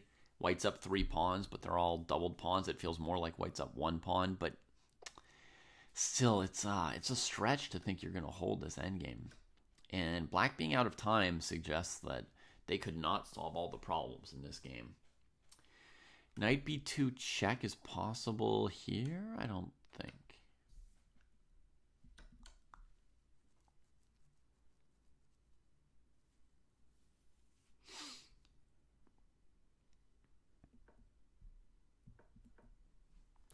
So bishop d4 looks winning. What other options are there? You could attack the knight with your king, trying to send it to a worse square, like this. That's unpleasant for the knight. It has to go here. Then you can throw in check. Scary days here. Oh, just staying alive. Barely.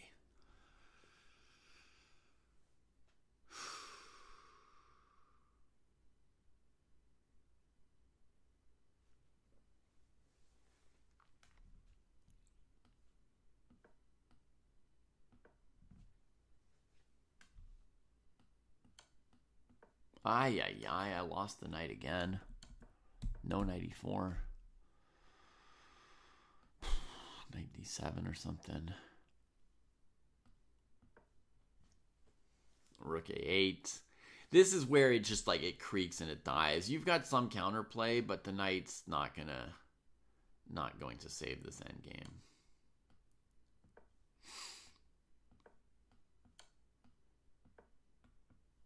It's no longer got defended squares to sit on to fight this bishop. White's pass pawn comes. The bishop and rook are each good at stopping the h pawn at the last moment. White's got more and more pawns if you sack the knight for one of them. So king c2 looks winning to me as well here as bishop d4. Both look winning. So I'm going to advance my eval up to reflect that I think it's winning. In both variations that I've looked at here, bishop d4 and king c2, both look clearly good enough to win the game to me.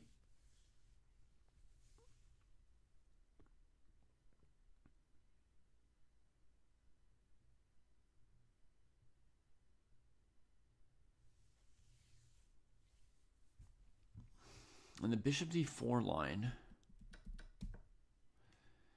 is there time to save this pawn? Because c6, king here, c7, king here. Yes, there is. The thing about that option, basically, is that this king gets dragged pretty far away. And doesn't it feel like the white king should eat the whole king side and then we win with these G pawns? The knight doesn't have a great route back into the game quickly. She could maybe go around below and attack one of white's G pawns. But capturing one G pawn is not enough to draw this game, actually. White could still win as long as they're 2 pawns up. He said rook G5 played. Bishop D4. Rook G5 played. Ah, I gotcha. King C2. And we'll get knight C5. So it's going to transpose pretty much to my king C2, knight C5, bishop, rook F2, bishop D4. Oh, but without rook F2. Okay. So it's going to go knight C5 here, right?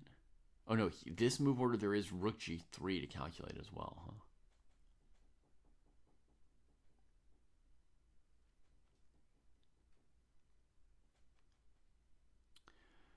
But I guess Esipenko's idea is that the knight is slow to extricate there. If you go rook G3, he plays C5, C6, right? It's so fast that against knight F4, I mean, there's rook F2, but he might even already have, you know, this kind of a thing. And just queening, right? King C2, rook G3 played. I think the pawn can just go. I haven't looked deeply, but honestly, in this position, there's also this, seemingly killing. G5, C6. Maybe I should have just queened the pawn. Maybe my first instinct there. Rook G3, C5, knight F4, C6. Knight back.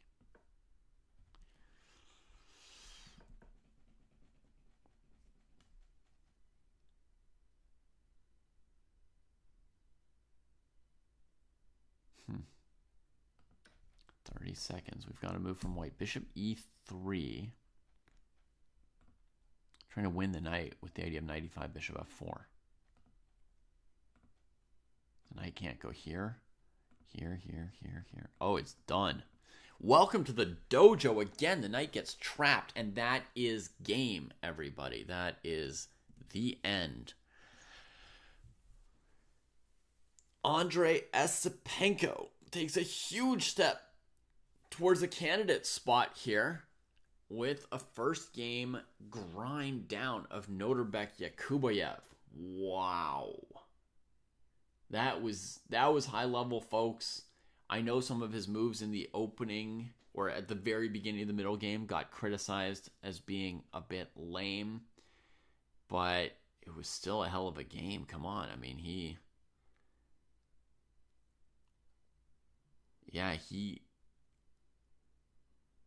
you know, it was never just like symmetrical or equal. He always had something on the board there. And that endgame, he played very, very nicely.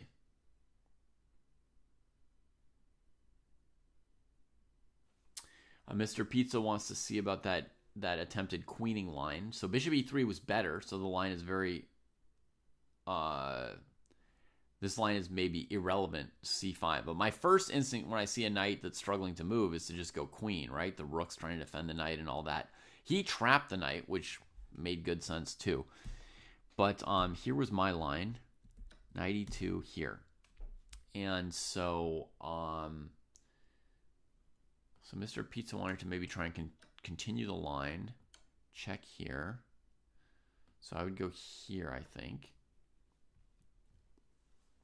And you wanted to check me and then try and get behind. But I think I can just cover the squares, not stray onto the file for any tricks, right? Like, I'm just not going to walk into any of this stuff. So I go here. You can check me if you like. And then, oh, and then there's the A pawn. Show them the A pawn, David. Jeez, Louise. I didn't see the A pawn coming.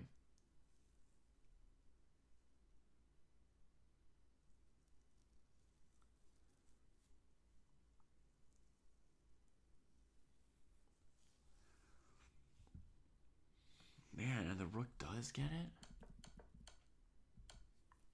Maybe I need to stay away from that pawn. Oh, but I can't go this way because I don't have d4.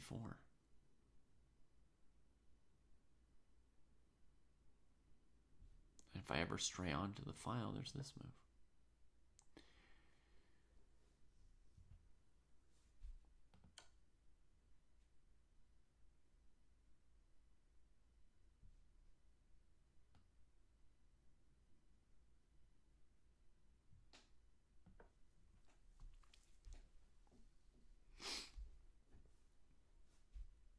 How about this move, Mr. Pizza?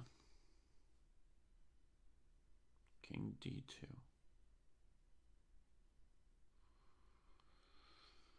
I mean, honestly, it's unclear if the queen can beat the rook and knight at this point. Much better what Esipenko did to win a piece, right? Because rook g2, knight e6, who knows? The queen has work to do. But let's just since we're here and exploring if the pawn can queen, just looking at some little tacticos.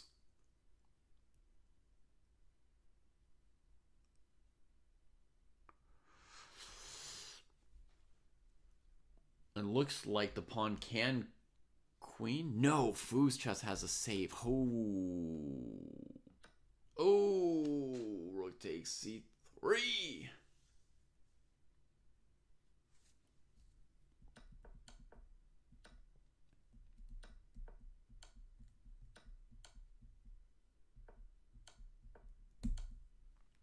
Saving. Wow. So maybe the c5 instinct for me is totally wrong.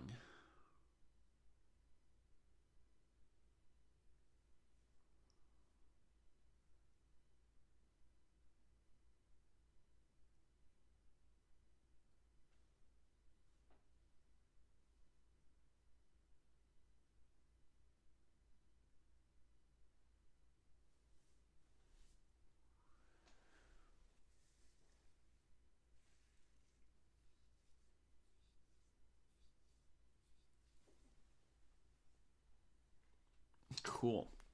I love that variation. Love that variation. All right, let's do like a quick check here on this game. Bishop c1. Okay. So let's turn things on. We get queen c7, f4, knight b4, bishop e2, c5, bishop f3. Jesse thought something had gone wrong for black in this opening. But the computer doesn't seem super concerned and says, yeah, with this move order, black could have just played c4 here if they wanted to. And then the knight just goes back to d5 and never gets kicked. That's funny. Bishop d5 is the mistake.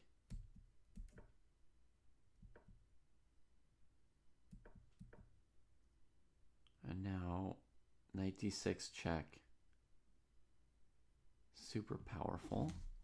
But bishop e3 not so bad either. Let's try this. Check here, here. Bishop f3 is the best move.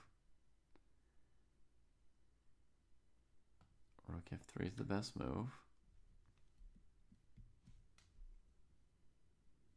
We had this. Queen b6. And f5, we got that right too. Best move, and white is more than +1. So this does legit count as a miss for Andre. I mean, he spent 13 minutes here and didn't come up with knight d6, which Jesse figured out in like 13 seconds. And there wasn't even any line that's remotely concerning from white's perspective about knight d6.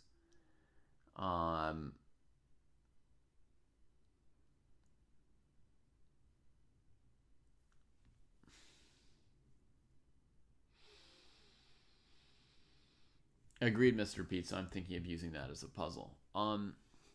Yeah, that's a pretty bad miss. So he plays, the simple move, which apparently white is still quite a bit better. Castles. Knight g3. The computer evaluates that as a bit lame as well. It says queen e2, which I think is what we looked at. we're just looking at, moving the queen to e2 or e1 and stuff, possibly here. It says queen e2.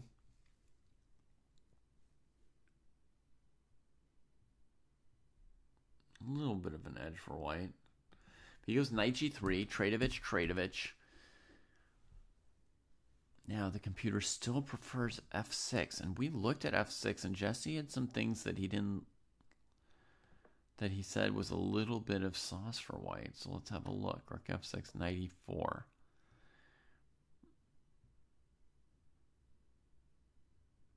But the computer says it's no big deal. Black's okay. So instead we get d5. Takes.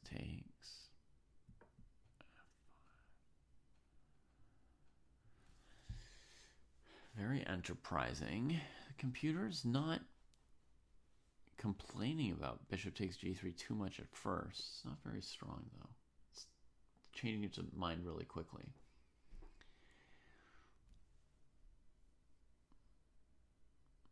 Kind of showing a little advantage for white in all cases. Takes.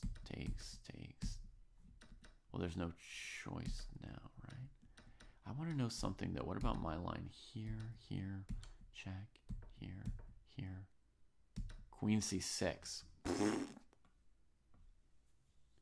Completely lost. So you have no time to take that pawn. So that was part of the pressure on black. When f5 got played, you have to understand black's decisions in the context of, like, what are you thinking about? What are you worrying about? So knight f5 looks very powerful.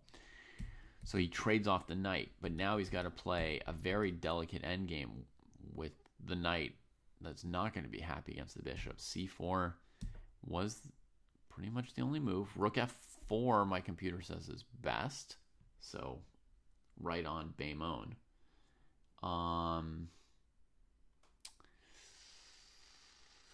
But this is not much worse. Rook f8. Rook d1. Rook b8. Wow, it's like perfect so far. All perfect. Black's holding this whole thing.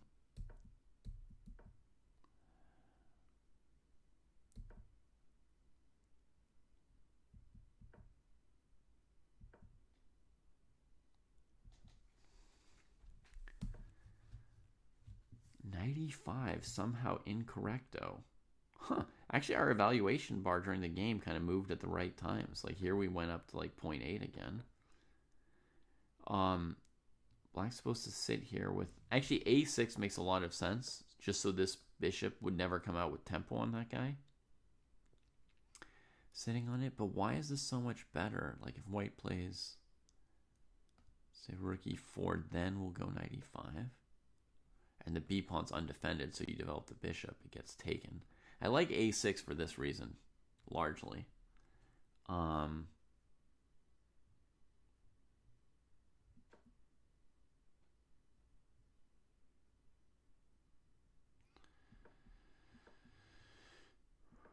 Okay, so knight e5 gets played. Now white plays b3. Check. Apparently h5 is a mistake versus going to this rook ending. So it's the one chance for this rook ending. But the computer does pick up on this option to go rook f3. And I think my computer's just being weak, calling this 0.6. This looks very, very close to lost. Now it says 0.9, 0.8, 0.9. It's just being weak because this is pretty bad. So I can to call h5 a mistake and say he's supposed to do this thing. This thing. That doesn't look better. And it's very important this rook d3 just fails to rook f2 to f3.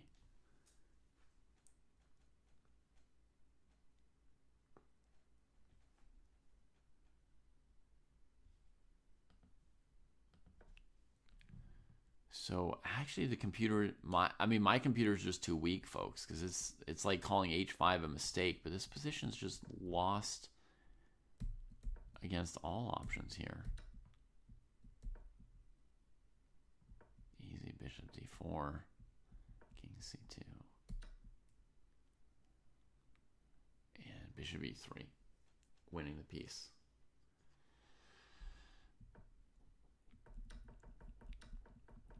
So where did black go wrong?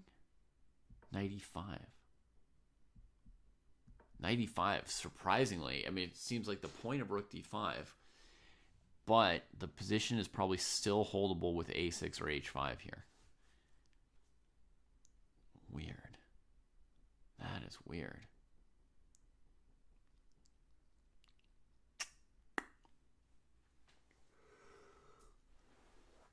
Patrick's going to put a real computer on the position, yeah. I would guess that rook ending's winning, Patrick. And the computer starts off by evaluating it at 0.6, then eventually goes up to +1, which, as you say, is borderline. That's still it's saying it doesn't know if it's winning or not. I think that rook ending is winning. Straight up. So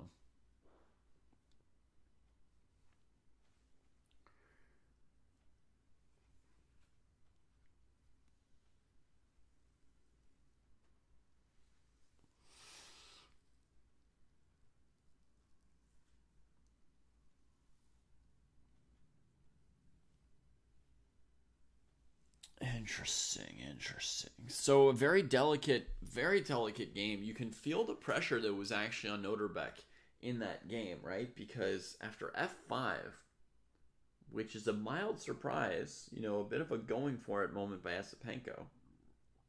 After f5, he would have seen ef5, knight f5 as unpalatable. He doesn't especially want to trade his bishop for the knight on g3. But he eventually has to understand that he has to do it. And he's not sure if he's okay or not. He doesn't know what the evaluation is. Was he truly forced to play bishop g3? Was there something else?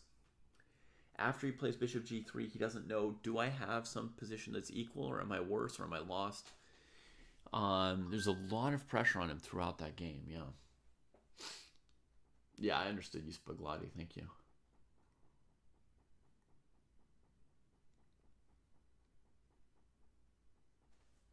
All right. Well, I'm going to try and get in like a 30 to 60 minute nap before the kids jump on me. This might help Abdu keep his title. Yeah. Oh, let me register Esipenko's game here. In this all-important third-place match, Andrei Esipenko takes a big step towards being a candidate. Noterbeck gets knocked back below 2,700 in classical, unfortunately. So the cookie crumbles for the moment. And folks, honestly, no promises about tomorrow. I'm thinking I might just need to sleep that one off. I definitely think Jesse needs to sleep a good night before he travels to Charlotte for his tournament. So no promises about tomorrow. All right. Love and chess to everybody, and we'll see you soon for something. Whether or not we cover the last round tomorrow.